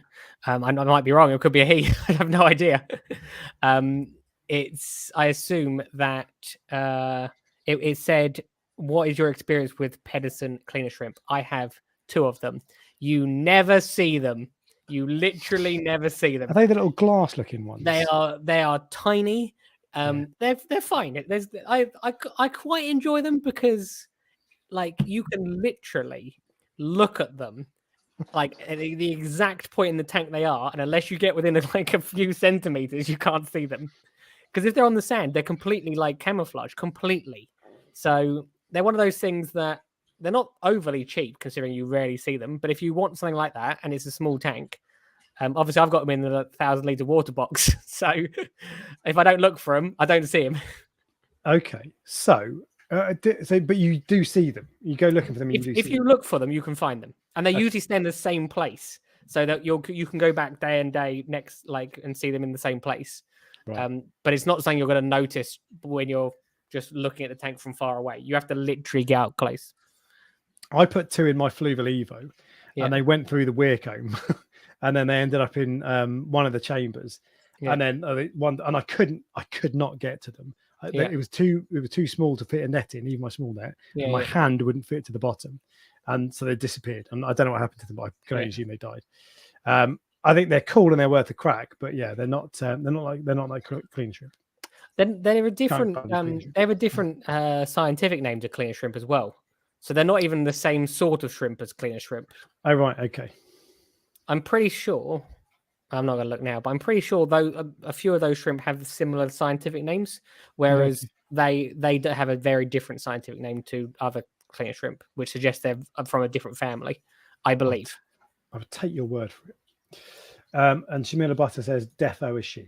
Yes, I saw that. Sorry for not knowing. Calling you a man. And it wasn't dried. Oh, mate, you didn't dry it. I'd be surprised if you've rinsed it in water for a week, RO water for a week. You'll be all right, I would have thought. But if you're really bothered, if you're really thinking, God, what if that's it? Then do what you were suggesting, and it'll rule it out. I wouldn't worry about it, but you've got the tank, so you know more than I do. I can confirm they have a different scientific name. So excellent. Clear shrimp, blood shrimp, peppermint shrimp all start with the same scientific name. They are different. There you go. There we go. Ryan facts. Well, just don't expect them to act the same and be, if you see what I mean, as the other one. Yeah. Okay, fine. So that is member questions. And now we move on to the Facebook page. And there was something 2 weeks ago when we did the live stream. Yeah. There was something I didn't write down, and I was trying to remember what it was, and I couldn't remember what it was. And I remembered. And what it was this guy called Sandovan Kamen. Sondervan Kamen? I don't know. Anyway, SVK. He posts every week, or most weeks anyway, he posts like a cool photo, like a stock photo, whatever, with a question like this. What fish have you bought, in this case, that became a nightmare? He posted a question like this on the Facebook page, Prestige Reef Dork Show Facebook group, every week, more or less. And they're always one of the most interacted with posts. Yeah. He asks really good questions that people love answering and getting involved with. So firstly, SVK, thank you for doing that. It's wicked. 100%. And I love the questions are always wicked. Reach 987 people saw the post. The group's only got 1.2k, 1,200 members. Yeah. 90% of them saw this post. Normally, it tells me the reach is normally like 100 or 200. Yeah, that's huge. And this was a really good question. He does the same thing every week, so keep it up. But this one, what I liked about this, so first start, there's 38 comments. So I'm going to pull out some of the ones that people say. But what fish have you bought, Prestige, that became a nightmare? The one that immediately came into my head, without any thought involved at all, I had a porcupine pufferfish, which was about this big. No, that's it was so cool. This tiny little porcupine pufferfish, and I couldn't work out. And so all the other fish that were with big tanks, and this was at the very, very beginning of my journey into reefing, and all the fish had these weird marks, and I now know they were bite marks. But I was taking pictures, I was putting them on forums, I was going to the fish shop saying, what is this fish disease? All of them are getting these like circular marks on them. Yeah. And no one could work out what it was. And then one day I was sitting watching TV. At the time there was a TV and the tank was in the same room. And the tank was dark. And I saw this little bastard of a pufferfish swim over to this sailfin, which was a big sailfin. Oh, really? And just took a chunk out of it. And I was like, it was you. And then I took that fish back to the fish shop. The fish shop put it in with clownfish. It ate 2 of the clownfish. No. Yes. Yeah. That was, and then that fish was then sold on to someone else. But they look so friendly. I bet they didn't. It had that like smiley face. You know, that like. Yeah, exactly. Yeah, like a sinister, like the Joker. And the reason it was so fat was because it was eating everything. That's hilarious. But then, so this is one thing, right? With when people post questions like that on Facebook groups and forums all the time. Yeah. And you can always, you should always listen to the answers that people give you, of course. Otherwise, there's no point posting it. Yeah. But you know your tank better than anybody. Yeah. You, even if you don't have that much knowledge, even if you're new to the hobby, you have got a better chance of working out what happened. Yeah. Perhaps with a little bit of guidance. So sometimes people are absolutely adamant, this is the answer. Your nitrates are 20. That's why your corals are dying, for example. But you know what's in your tank, because you will see all these things that people don't see. Because people always post on questions wherever it is, Instagram, Facebook, forums, we're everywhere. They say, I've just bought a coral, it died. What killed it? Yeah. And it's like, I need to ask you 1,000 questions and I need to see your tank and all that. But if you can just look through it and take everything that people say and then work out for yourself, it's difficult, because a lot of the time you'll work it out wrong, and you'll be like, you'll listen to something and you'll be like, it's trace elements, or I've not got enough blue in my license schedule or whatever. But you are in the best place because you see things that other people don't. It's very hard for someone to identify what actually I feel I only know my tank as well as Ryan does. Yeah, see, I think Dan might have been the person who the other day, possibly, I had two people, one of them did a consultation, and they couldn't get their nitrates down. And and even after the call, because getting your nitrate down is pretty simple. You can use Nopox to get it down with a protein skimmer, and that should just work. And I think possibly we worked out by the end that one of the things he was dosing was actually a form of nitrate, but he doesn't tell you that on the packaging. It was only when I looked into one of the forums that the company said this is a source of nitrogen. Do you remember what it is? It was a coral food from Reef's Elements, I think. Oh, interesting. And someone else had mentioned. So even on the consultations, I can usually have a good idea, because our tanks aren't magic. If your nitrate's going up, you're putting that in there. Simple as that. So you go through them. What are you putting in your tank? What foods? What trace element? Everything. And then there was this one thing which we didn't. It was a bottle, and you don't know what it is. And then I googled it after the consultation, because I want to know. If I don't know something, I want to know. And I just found this one post on a forum where Reef's Elements went back to someone saying this is a form of nitrogen, which or nitrate as part of the coral food. It contains it, so that suggests why it would be going up, because he's dosing it while also trying to remove it potentially. Now I've told him to stop dosing it, and we don't know if that's going to fix it. But it's somewhere to start, and if it does, then we know it's the right thing. Interesting. So that'll probably be Ultimate Reef, because Reef's Elements are really active on Ultimate Reef. And I wonder, because I bought a bottle of Reef's Elements aminos a while ago. It was something like that. I was going to ask if it was that. Yeah. But I've got it somewhere in this room, but I haven't started using it, because I don't really know why I bought it. I've got quite high nutrients. But anyway. I think it was something like that, possibly, but I don't want to say for sure. Anyway, good to know. But there you go. So he knows his tank as well as he does. But even I learned stuff. I learned stuff from these consultations as well, because so I never knew that product was that product, if you see what I mean, until I looked into it, and now I know, so I can help other people with it if that's what they're doing. There you go. Back to the question. Yep. Of the fish that you regretted. I'm just going to read a few off this list. I got one more, because very quick. Clown tank. That's it. That's all I want to say. Clown tanks are absolute bastards. Mine was the Harlequin Tuscus. I knew you were going to say that. Yeah, I knew you were going to say that. It was cool. Anyway, blue cheek goby, presumably because it died. Yeah, jumped or starved. Yeah. Yeah. Someone in the comments on the YouTube channel said 6-line mass, which is no surprise. I have a few of those. They vary. They have a bad rap, I think. But that's the thing. It's one of those that if you get a bad one, bloody hell, you know about it. But maybe it's 50-50. I don't know. I think it depends on how big the tank is what I've noticed. Okay. But anyway. Sailfin tang, aggressive arseholes, says Liam Pritchard. Azure damsels, absolute psychopaths, very angry at life. Domino damsel was an absolute knob. Yeah, I agree. Humbug damsels, a lot of damsels. Oh, yeah. 2 people have said flame hawkfish, 8 inverts. Oh, that's sad. I love them. Green chromis, lots of disease, big bully. Talbot damsels, strawberry basslet, they're quite nasty. Killed his jawfish. Clarky clowns. Clarky clowns, they look cool. but they're a bit aggressive. Yeah. A couple of flame angels, dragon wrasse. Oh, they're big. They are. Dude was pure chaos. He says. Called him Sid Vicious. Long-nosed hawkfish bullied every other fish, so they would never come out. Lunar wrasse, they're quite big, I think. Killed my Cuban hogfish. Tomato clown, they're aggressive. Yeah. Nebulous wrasse, never heard of that. 8 inverts and snails. Clown wrasse, falco hawkfish. Lots of others. A bicolor angel from the looks of it. Undulated triggerfish. Lemon shark, bloody hell. That was had an expensive snack here and there. That's like Jamie did that, didn't he?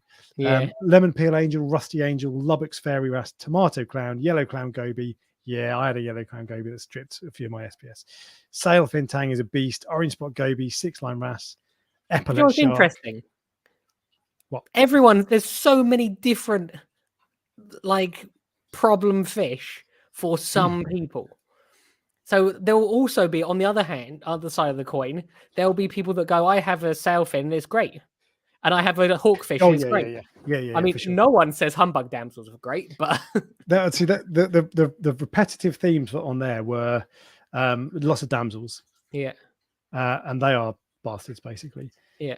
But then there were others that I think are like a risk, like hawkfish are a risk with cleaning shrimp, all that sort of stuff. And I've got 3 in my tank. I've had them all for 5 years roughly. And they've been good as gold. And I've had a couple of flames in the past. They've been good as gold. But anyway, so those are anyway. That was that question was wicked. Keep it up, SVK. I think the hierarchy of the fish in the tank makes a massive difference. I think, you talk about that. You've got your favorite big ass clown, haven't you? What is it? Oh no, the Naso tang. Yeah.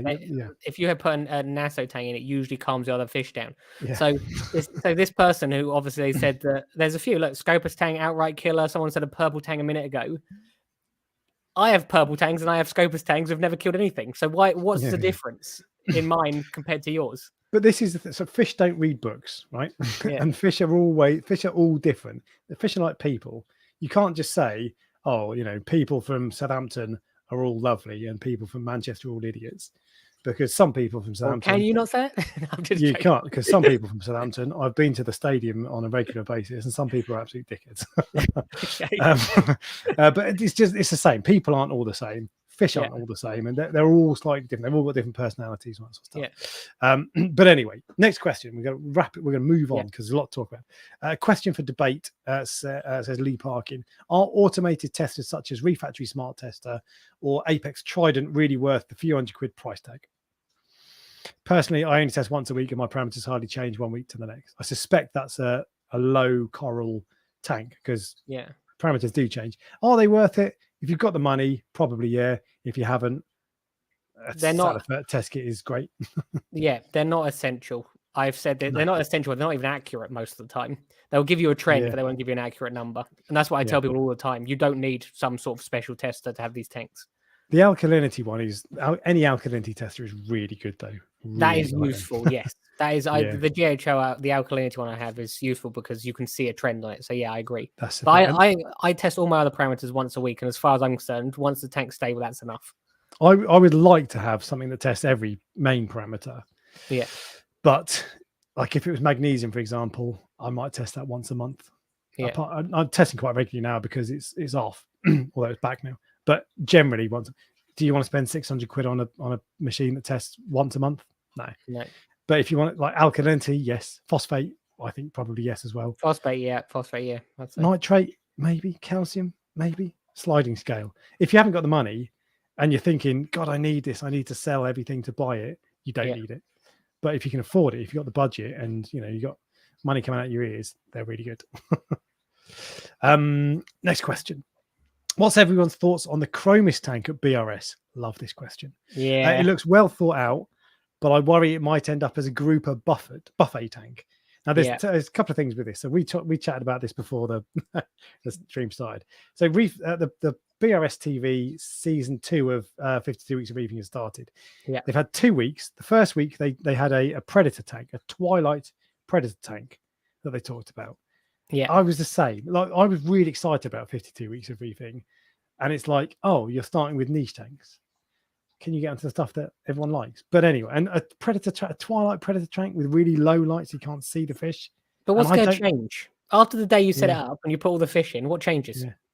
That's like There's no- that's true. That's a good tank to have in an office Yeah, when it's just like a fish. But that didn't really interest me. I think it's cool, but I don't really like fish only. If I had Yeah. like 10 tanks, I'd have one as a fish only tank. I don't really like them. And I don't like predator fish generally. So that didn't really do anything for me. But the Yeah. Chromis one got people talking a bit more, because the plan is, I think they've got a 6-foot tank, was it something like that? 7-foot, a big Yeah, tank. yeah. They're going to put 40 or 50 Chromis in. They're going to put a big SPS coral. I think they're going to try to get an Aquapora colony, like a 2-foot colony or something. Yeah. And then they're going to put a grouper in there as well. Didn't say what grouper, but they're going to put a grouper in, because the idea is, in the wild, Chromis swim around, and then when they see a grouper, they panic and go into the coral and they hide, and it's their natural behavior, and they're trying to recreate the natural behavior. Yeah. On the face of it, putting a grouper in a 7-foot box is a really bad idea, because he's going to find a way with a load to of little fish. Yes. Exactly. So it's different, because all right, that might be their natural behavior, but that's a natural behavior when a grouper will cover, 200 square miles or whatever. If a grouper's only ever got a 7 square foot or 14 square foot, whatever, to go over, he's going to find a way to eat them all. But we were talking about this, and you had an idea of what you think the grouper might be. Yes, I think that there is a possibility that the grouper they're talking about, they haven't said, could be a marine beta or a comic grouper, because that in theory shouldn't. They do get reasonably large, but it shouldn't eat the Chromis, and it is still a grouper. Now, whether they'll act normally around it, I don't know, but I think anything other than that is questionably ethical, because what we do already is questionably ethical anyway. Yeah.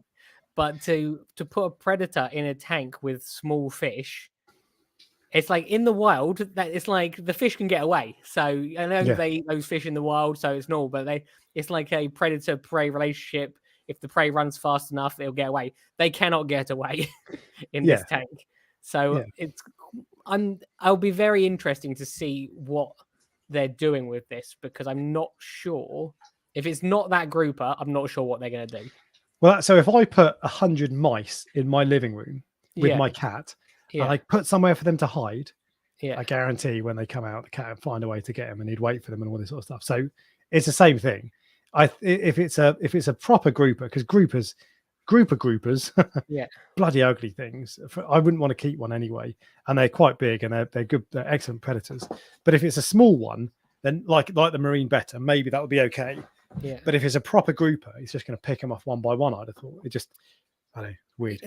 Now look, the other option is, which is if they do put a proper grouper in, then they will have to feed it loads, minimize the fish that it does take, because a hungry fish is less likely to go hunting than a not hungry fish. Yeah.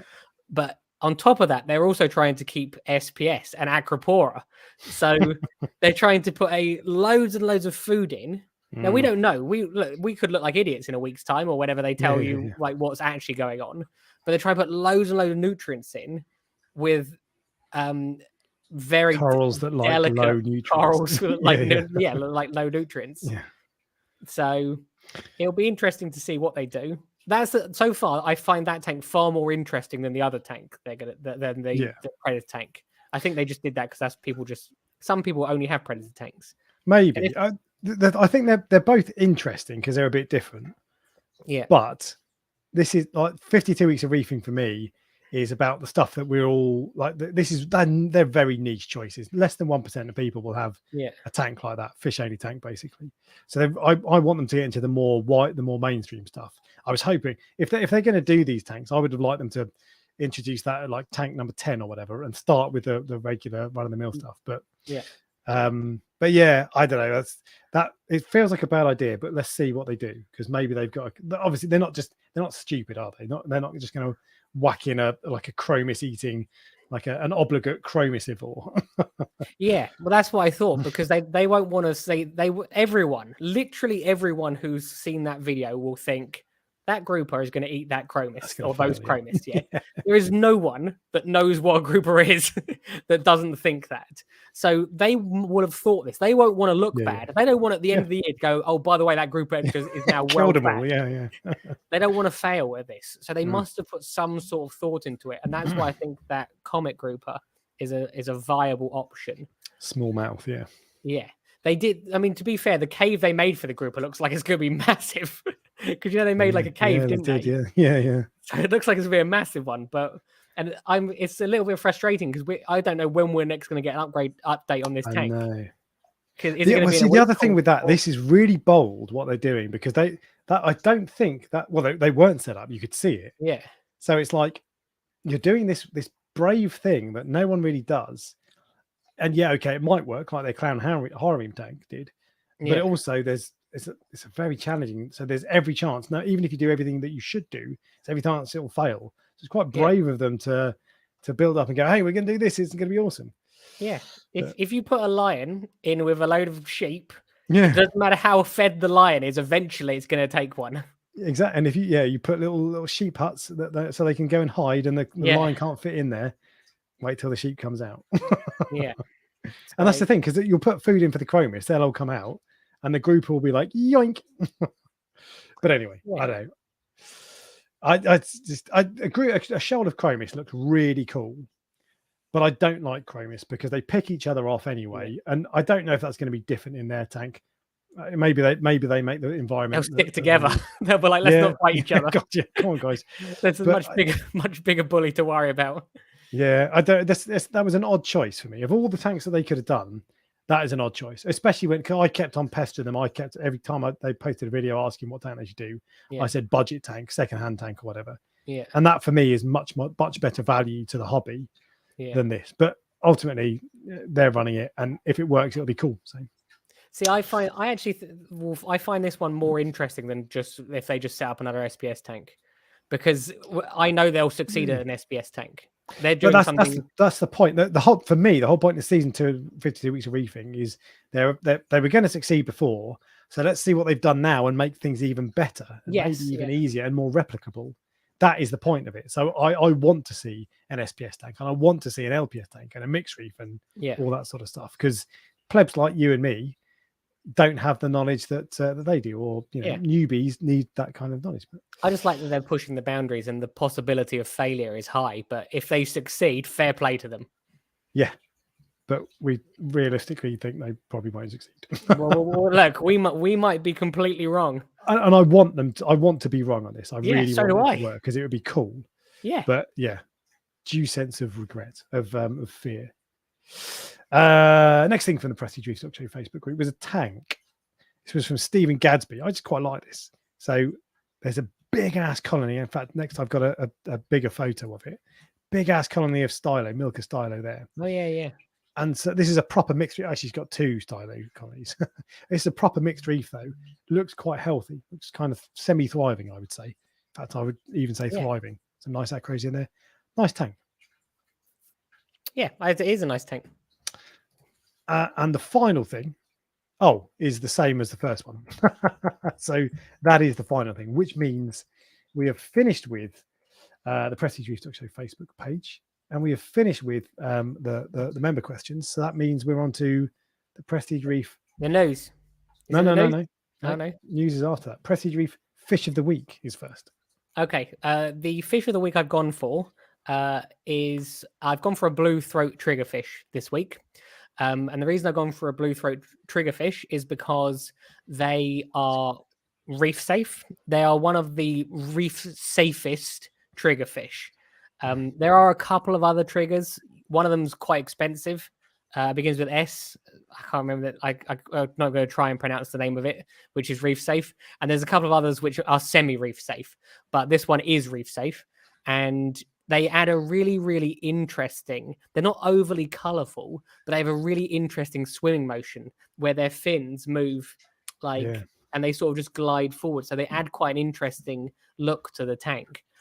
And also they're sexually dimorphic as well. So the males have the blue throat and the females don't have a blue throat. So that's the difference between them.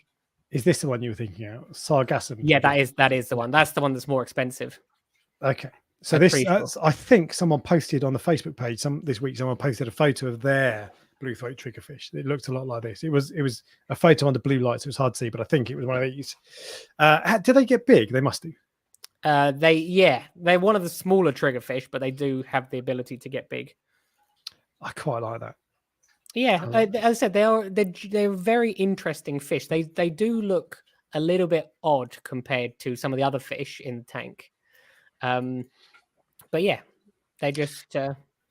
And this says, so this is qualitymarine.com. This is an American website, and if you don't follow their Instagram page, you should do. Their photos are just amazing. I think it's like an import or something. I don't even know what it is. A shop, I don't know. But their photos are amazing, and that's a really good one. I follow them just because I think they post cool photos. But anyway, this article from them says at least 125 gallons. Yeah. So probably that's what, 4 foot. So maybe 6 foot would be a good size. Maybe a 6 foot water box, for example. Yeah, possibly. I don't think it's one that I would put. I actually don't really want main fish. I don't think. No. I don't know why. I've just gone off the idea. That will change probably once I start quarantining them. I've just got a 1,000-litre quarantine tank so I can put loads of fish in. Yeah. Well, you started wanting one angelfish and you end up getting addicted, didn't you? So, yeah, I did. But now I'm putting the corals in. And actually putting them in properly. There's far more risk. Before I was going to add the corals slowly, whereas now they can just decimate them. Okay. So what's the Prestige Reef Coral of the Week? I'll be honest with you, I'm not going to lie. I didn't actually have a coral of the week, but I am going to go with this on the spot. No, I don't know. I was thinking, I wasn't sure. I like to have. Let's have no coral. If we don't have to have one. So if you, I know, go without. The reason I picked the blue throat was because it's something which people wouldn't necessarily think of.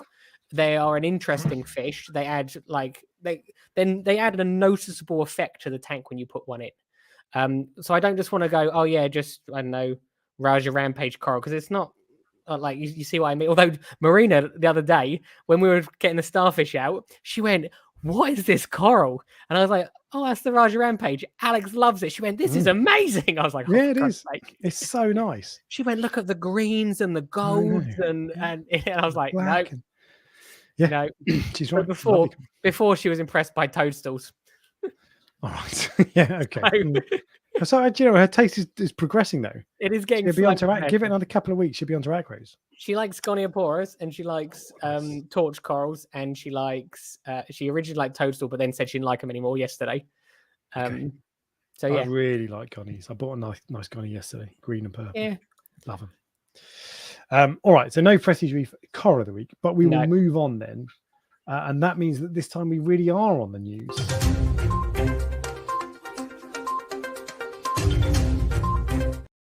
And there's lots of news this week. There you go. Partly because it's getting busier, but partly because it's been 2 weeks since we spoke. And I've pulled everything in from Reef Builders this week. So there's no news from away from Reef Builders. First off, have you ever heard of Chromonepthia? I saw that post, so yes. Because of the I think at 4 o'clock this morning, I went through Reef Builders. I was literally up at 4 in the morning today, and I went through Reef Builders reading all their articles. Yeah. So this is QGI Aquatics, which I think is in Florida. It's in America somewhere. Have got this coral. It's a rare soft coral called Chromonepthia. And I had to sit down and work that out for about a minute, how you pronounce that. I think I've got that right. And it's a rare coral in the hobby. It's kind of cool. But it looks a bit like a sausage to me. Like you've left out of the fridge for 2 soft weeks. Corals. Yeah, I like that it's rare. It's a bit unusual, but that does nothing for me. No, if you didn't tell me that was a rare coral, I wouldn't even know it was. See, it looks different there. If you go down, it looks different. It looks very different there. Yeah. But the one above it just looks like I think they call them cult corals, or they have a few different names. Yeah. But, I don't really like that, to be honest. Yeah, I think it's cool that they've got it in. And if you're a proper coral nerd, you'll probably love that because it's so unusual. But that does nothing for me. No. Personally. And the other thing is, it looks like one of those corals which is a pain in the ass to keep alive because it doesn't it's not photosynthetic. I don't know if that's true, but I think you have to feed it. It says this one. It described it as a zooxanthellae, which I think means it doesn't have zooxanthellae. Oh, Yes, which well, would mean it's non-photosynthetic. yeah. Anyway, I don't know. Maybe that's. I Yeah, don't know. If that's so right. and non-photosynthetic is code for pain in the ass. Exactly. Yeah. But there you go. So cool though. Rare coral, but doesn't do anything for me personally. No. I wouldn't want it. Second piece of news is there is a brand called eShops, and this is in America. They brought out 2 new tanks. They are a 9-gallon. So what's that? 36 liters, and a 7-gallon, so 28 liters. A drop-off tank and a peninsula tank, and they are acrylic. I don't think it said how much they are. Oh, they're not that orange color, are they? They Oh, no, are it does. orange color. So $270 and $290. I think that might be the glow in the dark orange. Yeah, I don't know. I hope it's not, because I hate anything like glow in the dark in your tank. So some Yeah. people love the glow in the dark frag rags. Yeah. That's what you like. Don't let me put you off. But I hate it, and I can't. The idea of having a tank with a glow in the dark rim or base or whatever. Yeah. Like, come on. I'm not at a rave. Some people, look, it's each to their own. I've seen people have with marine tanks that have ornaments in it. I saw someone had a massive battleship in it. If that's what you like, actually, that's quite cool. that's what you like. But that's the thing. If that's what you like, then that's cool. But just I really don't like that. There was once a long time ago, probably must be at least 12 years ago. It was on eBay, and it was a beer bottle that had live rock grown around it, as if it was like half a bit. So basically, it looked like the beer bottle had been in the ocean. The rock had formed around it somehow over a very long period of time. Yeah. And someone obviously bought it and put it in there. I wanted to buy it, put it in my tank at the time, because it looked like something from like a shipwreck. But would I have it now? Probably not. No. One thing I've just noticed, by the way, on the picture of these tanks, for a start, what were they? 7 and 9 gallon. My fleet was 13.5 gallon, and that felt quite small. So 7 and 9 is tiny. Yeah. Pain in the ass. You need to do water changes all the time. Parameters are going to swing like buggery. Do you see the pictures of the coral in it as well? 2 things in there. They've got scullies and plating monties and all that sort, and acros and all that. This guy's got a peppermint angel. I know. He's well rich, that guy.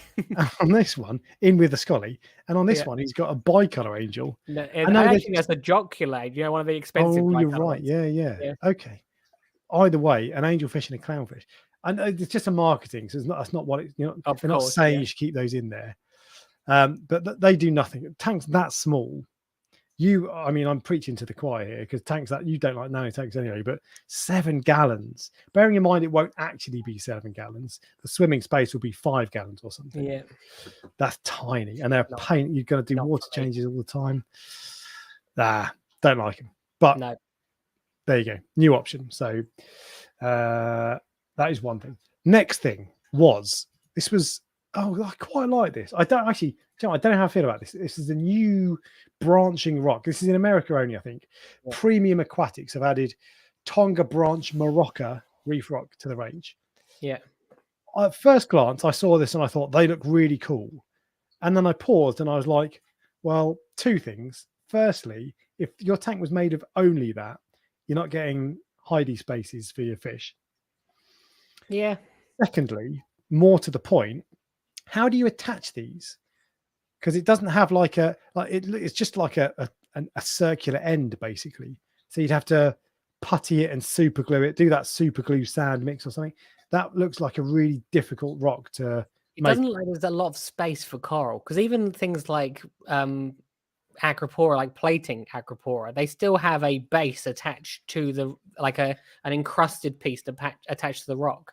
So it doesn't look like there's a huge amount of coral real estate on those. I think they'd be all right, because I think if you could stick a frag to each bit, it would spread out from that. So I think there actually is a reasonable amount of coral real estate, but maybe that is an issue. And but how do you attach that to your existing rockscape? That looks like a pain in the ass to work with. But maybe you don't. Well, what, maybe you just have just that. Well, that's what they've done. That looks like that's inside a tank. It wouldn't sit flush, would it? And then when the corals grow out, it would rock and tip. That looks like, I think for most people, that's a bad idea. If you can be bothered, if you can put in the time and the effort and sit down and work on it, it's cool. But that's being very negative today, aren't we? I know. Sorry. My first thought when I saw that was that looks awesome. Yeah. And then I was like, hang on a second. My first thought when I saw that was I'm never using anything ever again but normal, actual dry rock from the ocean. That was my first thought when I saw that. Well, if the negativity is about to continue. Oh, good. Because the next piece of news, sorry, everybody. At least we're warned this time. Was that Triton Lab has upgraded their testing parameters, or they've tweaked it basically, and they are now, their ICP tests, or they claim anyway, are now 25 times more sensitive. It says up to 25, but actually said 39 times or something.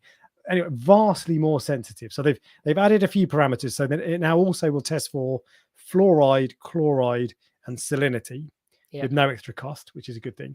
And on the face of it, 25 times more sensitive is brilliant. That sounds great, doesn't it? Yeah, that's what I was thinking. But I look at that and I think, well, two things. That's either, if it's 25 times more sensitive, then that means that ICP test is a complete waste of time because it's nowhere near it needs to be. Or it's 25 times more sensitive, and it means instead of getting 1.025, you're 0.002 parts per billion, you're getting 0.000000002. Yeah. And do you need that much red? I'm sure I'm not understanding it. I don't know ICP testing inside out, but when I saw that, I thought 25 times, that's a big improvement.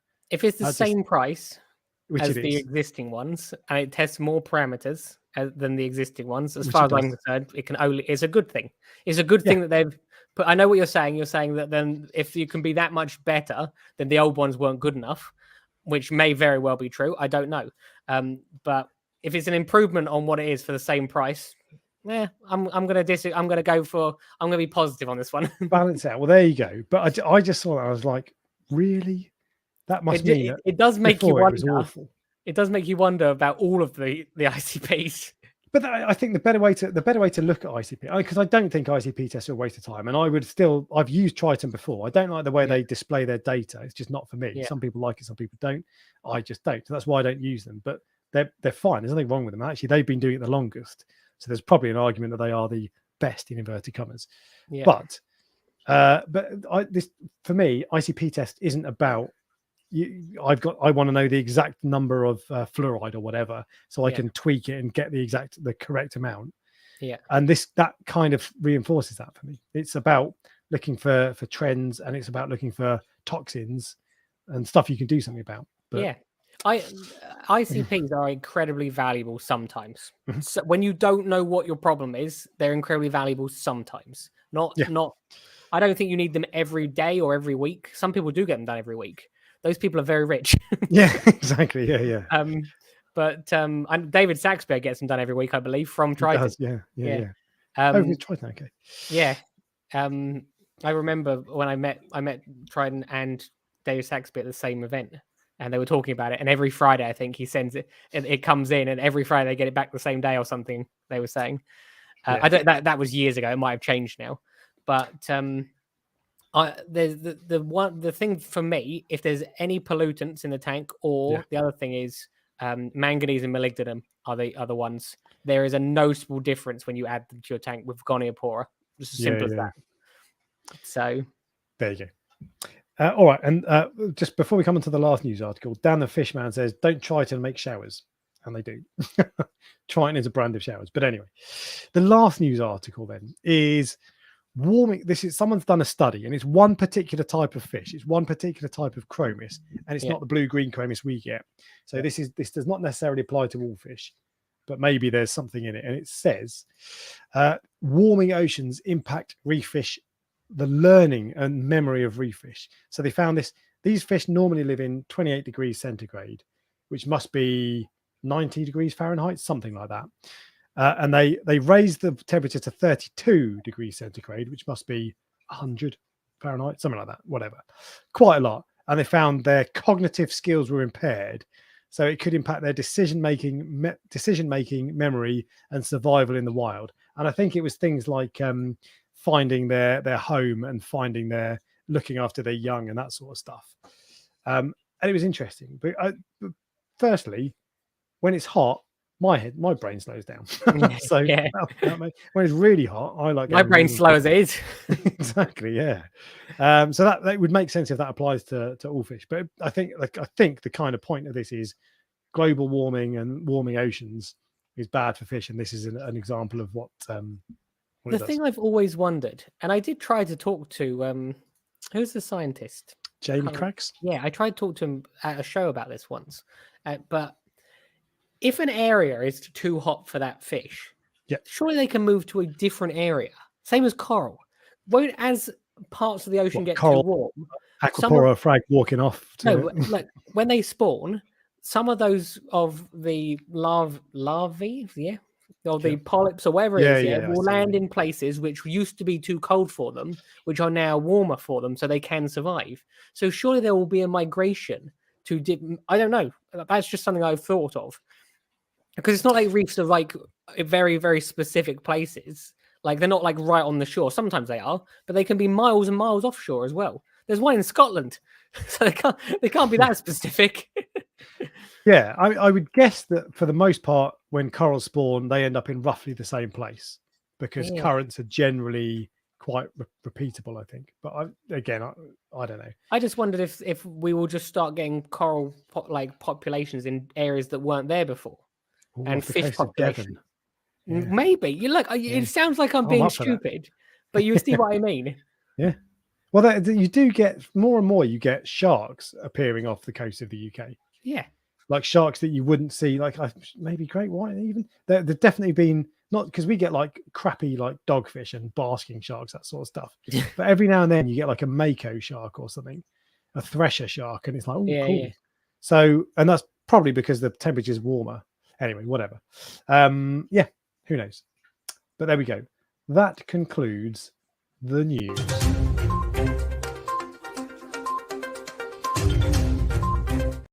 Which means we are on to the headline topic, which is how to choose corals. And Ryan, you've got about 5 minutes. How to choose coral. No, you start first. I'm intrigued by what you do. All right. So I just drop a short list of what I look for when I'm buying corals. First off, the obvious practical things like, does it look pretty? And can I afford it? Yeah. But the better things to look at really are the things I try to weigh up, and I probably don't do this all the time. Sometimes I'm sure I just go, I like that and I want it to go here, so it's going to go there. But the things I try to look for are flow and lighting requirements. So I'm not going to put an aquapora in the shade, whereas I might put a montipora in the shade, for example. Or well, maybe not a monty, but some corals like highlight, some corals like low light. Aggression. And also space for growing patterns. So some corals need a lot of space to grow. Others will encrust. Other corals will they might not grow that quick, but they'll have long polyps that they can stretch out and sting, that sort of stuff. So that's I tried to think of as well. And then last, and this is probably actually one of the most important things, is color. Yeah. So if you put a load of that rock I sold to you that had a load of corals on it, they were all blue or green, just different shades. They weren't meant to be, but yeah, I agree. Yeah. yeah. You turned one of them green from blue, but anyway, they were green, teal, blue, and it was all. They just looked rubbish.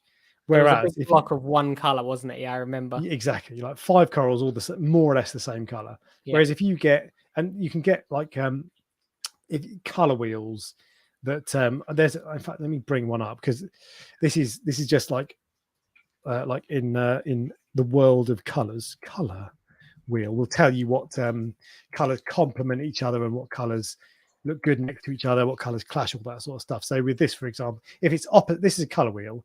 Yeah, the color opposite looks good. It stands out next to it. So pink stands out against blue green. Is that what I thought it was yellow? Actually. Anyway, violet against yellow. Green. Don't be saying those sorts of things. Why not? About you thought different colors. You know what I'm like. Oh God, I know. Yeah. But yeah. Anyway, so green. So color wheels will show you what colors will work well together. So some colors look really good next to each other. Some colors don't. So that will tell you that if you put green next to blue, it's very, very similar. Whereas if you put yellow next to purple, they really stand out, and it makes it look more. It's a better effect. Yeah, so that's a good idea. That color wheel. they're brilliant. I tried to look at that. It's for like you Google color wheel, it'll come up for it like for home design and this sort of stuff. But I try to bear that in mind, because if you put, and actually in my LPS tank, my water box, I've done that really well, and I've got blue next to pink, which are more or less opposite. Green and red stand out next to each other. I've done that quite well, but it can be difficult to do that, because then when you go back to, well, what does my coral want? Like, well, I want the blue one to go next to the pink one, but the blue coral I've got likes highlight, and the pink one likes low light. So that's the more important thing, because if you put two corals next to each other that look great on day one, but they're in the wrong conditions, they're going to look crap in 6 months' time. But I think that's the short list of the things I try to look for. Our tanks sort of melt together over time, I think. You can plan as much as you want, but the chances are that they're not going to be like that eventually. Yeah. Like your day one plan is not going to be your day 2 year plan. There will be like a mix of, some corals will be happy, some will not. The very, very first thing for me, I'm going back to before I had the farm now, of how I used to pick coral for my tank. Very first thing, am I going to kill it? That's my number one thing. Like, so if it's a coral which I've not kept before, or I'm a bit hesitant of it, or it's known for being a bit finicky, I didn't want it. I never had a Goniopora before I had the farm. Not a single one. Never had a Scully before that, for the same reason, because they're known for being a bit like funny sometimes. Price, again, as you said, I agree with you. The color, texture of, like, you get, so some Montoporas will grow like in crust. This is how I pick corals for the mystery boxes. I try to get a different set of colors, textures, growth patterns. Some of them will be encrusting, some of them will be like branching. So, and it creates a whole different variety of pieces rather than just all Montopora, all encrusting Montopora, if you see what I mean. Now that would be a nice box as well if you think about it. But I was going to say, if you put like, I've seen this a few times, a green plating Monty and a red plating Monty and a purple plating Monty together. Sometimes it doesn't work and they look rubbish. But sometimes they all scroll in together and they look really cool. So, well, in the water box tank, I'm not giving them a choice. I have stuck a piece of that grafted green and red Montopora, and I've stuck a same piece of that grafted Montopora just above it, and then I'll do another piece there. So as they grow out, they will grow in that shape without having a choice, in theory. But we shall see. We shall see. But yeah, everything you've said, real estate, aggression, the polyp size as well. So they're very different. Like a digitata is very different to a Duncan's coral. Yeah. Or a Duncan's coral is very different to a torch coral. So that sort of, I suppose that goes down to this kind of texture, but the shape of them, I find the shapes more appealing than, to some extent, than color sometimes. It doesn't have to be, say that Duncan's, which is mostly white, it's not bleached, but it's very pale Duncan's color. I think it's one of the nicest Duncan's I've ever seen because of like the stripe patterns on it. So patterns as well as another one. Yeah, for sure. Some amazing chalices with like crazy patterns. Chalices are great for that as well, because they tend to have they're not generally one color. No, I'm sure you can get some, but a lot of them come with really nice spots and stripes and all that sort of stuff, and rims, and that's cool. I like chalices a lot. But they get a bad rap, chalices. I don't know why. Really? Why? Aggression or finicky? They're just not that popular. You get some very specific chalices which are popular, but the generic ones, like I will sell loads of Raja Rampage. I'll sell loads of, like, if I put out one of those jelly bean ones, someone will buy it. Yeah. If I put out just a generic chalice, sometimes they hang around for ages, even though they look much nicer. I see. That's the thing. Like the flaming Bugatti or all the like jelly bean, all that nonsense. They're really nice. I like them. Yeah. The watermelon I like. The Raja Rampage and the other one that looks like Raja Rampage. But these are Space Invader. Space Invader. You always do this. Yeah, I know. But these are all just generic. No, those are all named chalices. Yeah.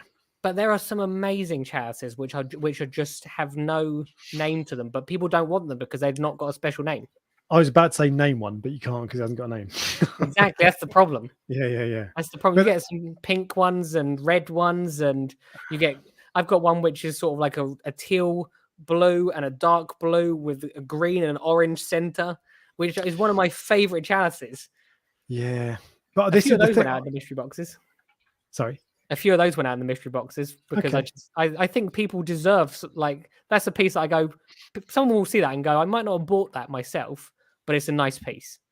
Yeah, I don't tend to like those kind of chalices. I find things like Avatar chalices, Yeah. Hollywood Stunner, Ugh. that yeah, they're quite plain to me and they're quite boring. And I tend to find like I've got past the point where, for the most part anyway, where I see a name and a price and I want it. Like when I've been to your farm, Yeah. there was, I can't remember what it's called, but it was like a red one with the yellow bit on it or whatever. And I actually thought it was something else. I thought it was quite cheap. And I was like, that's cool. I want it. That was the one you took, wasn't it? Yeah, and it turned out it was like 200 quid or something. I was like, oh. I've had a couple of people come and said, "Is this the one that Reef Dork got?" And I Really? went, "Yeah," and they went, "Oh, I want it too." I'm like, it's so "Why? nice. Why?" But that to me, but the point is, so that's an expensive, fancy named coral, but I didn't know what it was. But you saw it, and as soon as I saw it, I was like, that looks awesome. Yeah. So that, and the other chalices you've got, to me, didn't stand out. But I mean, everyone's different, aren't they? So there'll be some people who are like, the jelly bean looks rubbish, but I like that blue one. And there are also some people that absolutely would not spend that money, and I am one of those people that would not spend that money on a jelly bean chalice. 250 or whatever it is, like, I haven't sold them for a while, but it's ridiculous for me as a buyer. Like, too much risk. But I know it sounds odd because I have a farm and I did buy it, but for my own personal tank, I would never ever buy it. Never had a gold torch, never had anything like that. The 300 quid odd jelly bean chalice, they're too expensive. There's one in my local fish shop. There's been there for a while, and they'll sell it, I'm sure. Yeah. But if it was half the price, I would still consider that to be expensive. I think it's 300 quid. Yeah. It's really nice, but every time I look at it, it's like the size of a 50p coin, smaller, in fact. Every time I look at it, I think, I'm not paying 300 quid for that. No, it's too painful. Yeah. If it was 100 quid, no problem. 50 quid, 100%. So for me, choosing coral for myself personally, before I had the coral farm, the two main factors, is it not crazy price? Yeah. And am I going to kill it? And those were the things which, look, I got nice corals, but sorry. Am I going to kill it? That for me used to put me off buying corals a lot. It puts me off less now. Yeah. One, because I'm more confident. Got used to it. yeah, exactly. One, because I'm more confident that I won't kill most corals. Yeah. But two, because I just think, well, there are some corals that are really nice, and it might die, but that's the game we play. Yeah. And I can live with that. And I think, and especially because I've got to the point where I sell quite a few frags, enough to make a bit of money. It doesn't pay for everything I buy, of course, but sometimes I could sell a load of frags on a weekend, make 100 quid, and I go and spend 150 quid on a frag, and it's cost me 50 quid. Yeah, it's guilt-free spending. Exactly. Free. And I'm more prepared to take a punt now and just think, if it dies, it dies, because it's a cool coral. Because it's actually probably a 1 in 10 chance it will die, which is, 10% is relatively high if you're spending a couple hundred quid, but it's actually not that likely, especially if your tank is doing well, your water's more or less okay, and all that sort of stuff. You haven't got salinity issues or whatever. Would you ever spend £400 on one of those fancy gold torches with the white balls? I don't know if that's the price. Then the price might have come down. But more. I spent the most. Probably more. No. As in that, they're probably more than that. I haven't. I bought a torch not long ago for 250 quid. That was described as a holy grail torch. Yeah. And it's I don't know. That's just a name. It's a nice torch. Yeah. That was at the top end of what I would be prepared to pay. But these ones, I was looking for one like that for a while, and actually, torches are fiddly. It pisses me off because they always look pissed off to me. Yeah. So, if I had my time again, I probably wouldn't buy it again. Although it's looking good, to be fair. But that about a year ago, they were like $1,000 for 2 heads or whatever, and it's like that is crazy money. But for me, 250 is because I'm so deep in the hobby. And like I throw money at it constantly, because I make a bit of money from YouTube and I make a bit of money from selling corals, so it's kind of guilt free. Yeah. But even then, 250 that's the top end of what I'm prepared to spend on a torch, and I wouldn't buy like 10, for example, 10 different ones for that price. Well, this is the perfect example. I would spend £400 on a large the wholesale or whatever, like on a large colony of something like a fancy chalice. If it was a big, I would spend that £400 on that. But I wouldn't spend £400 on a single torch, because I'm more likely to keep the chalice alive than the torch which randomly just dies for no reason sometimes. Are you talking as a farmer or as a... Yeah. As a farmer, yes. Because to be fair, if there was an especially nice gonny, and I'm into gonnies at the moment, Yeah. if there was an especially nice gonny for 400 quid that was big enough, Yeah. I probably would buy that, because I would think, you know what, leave it 6 months, frag it, and then maybe I'll sell. If I sold a couple of frags for 100 quid each, then I've made a bit of money back. So I'd consider that. But even then, 400 quid's a lot of money. I think gonnies are well within the ability to keep these days, whereas torches, I find, well, it's like it's a bacterial thing sometimes. You just you have no control over it. Torches are really funny as well, because I've got one in my Cade that was in my Fluval Evo, and it's thriving. It looks wicked. Yeah. And yet in my other tank, my LPS tank, my water box, that is a really nice tank, and lots of cars doing really well, it was almost dying. And it's like, that's like 3 times the size. It's like, what's going on? Yeah. But yeah. All right. Well, we've just passed to the 2-hour mark. I know. That's why I'm like 13 seconds over. Time to go. Perfect timing. Yeah, exactly. Yeah. Ryan doesn't get paid overtime. So, all right. Well, in which case, thank you for joining, everybody. Ryan, thanks as always. And we will see you next week. Yeah. See you later. Bye.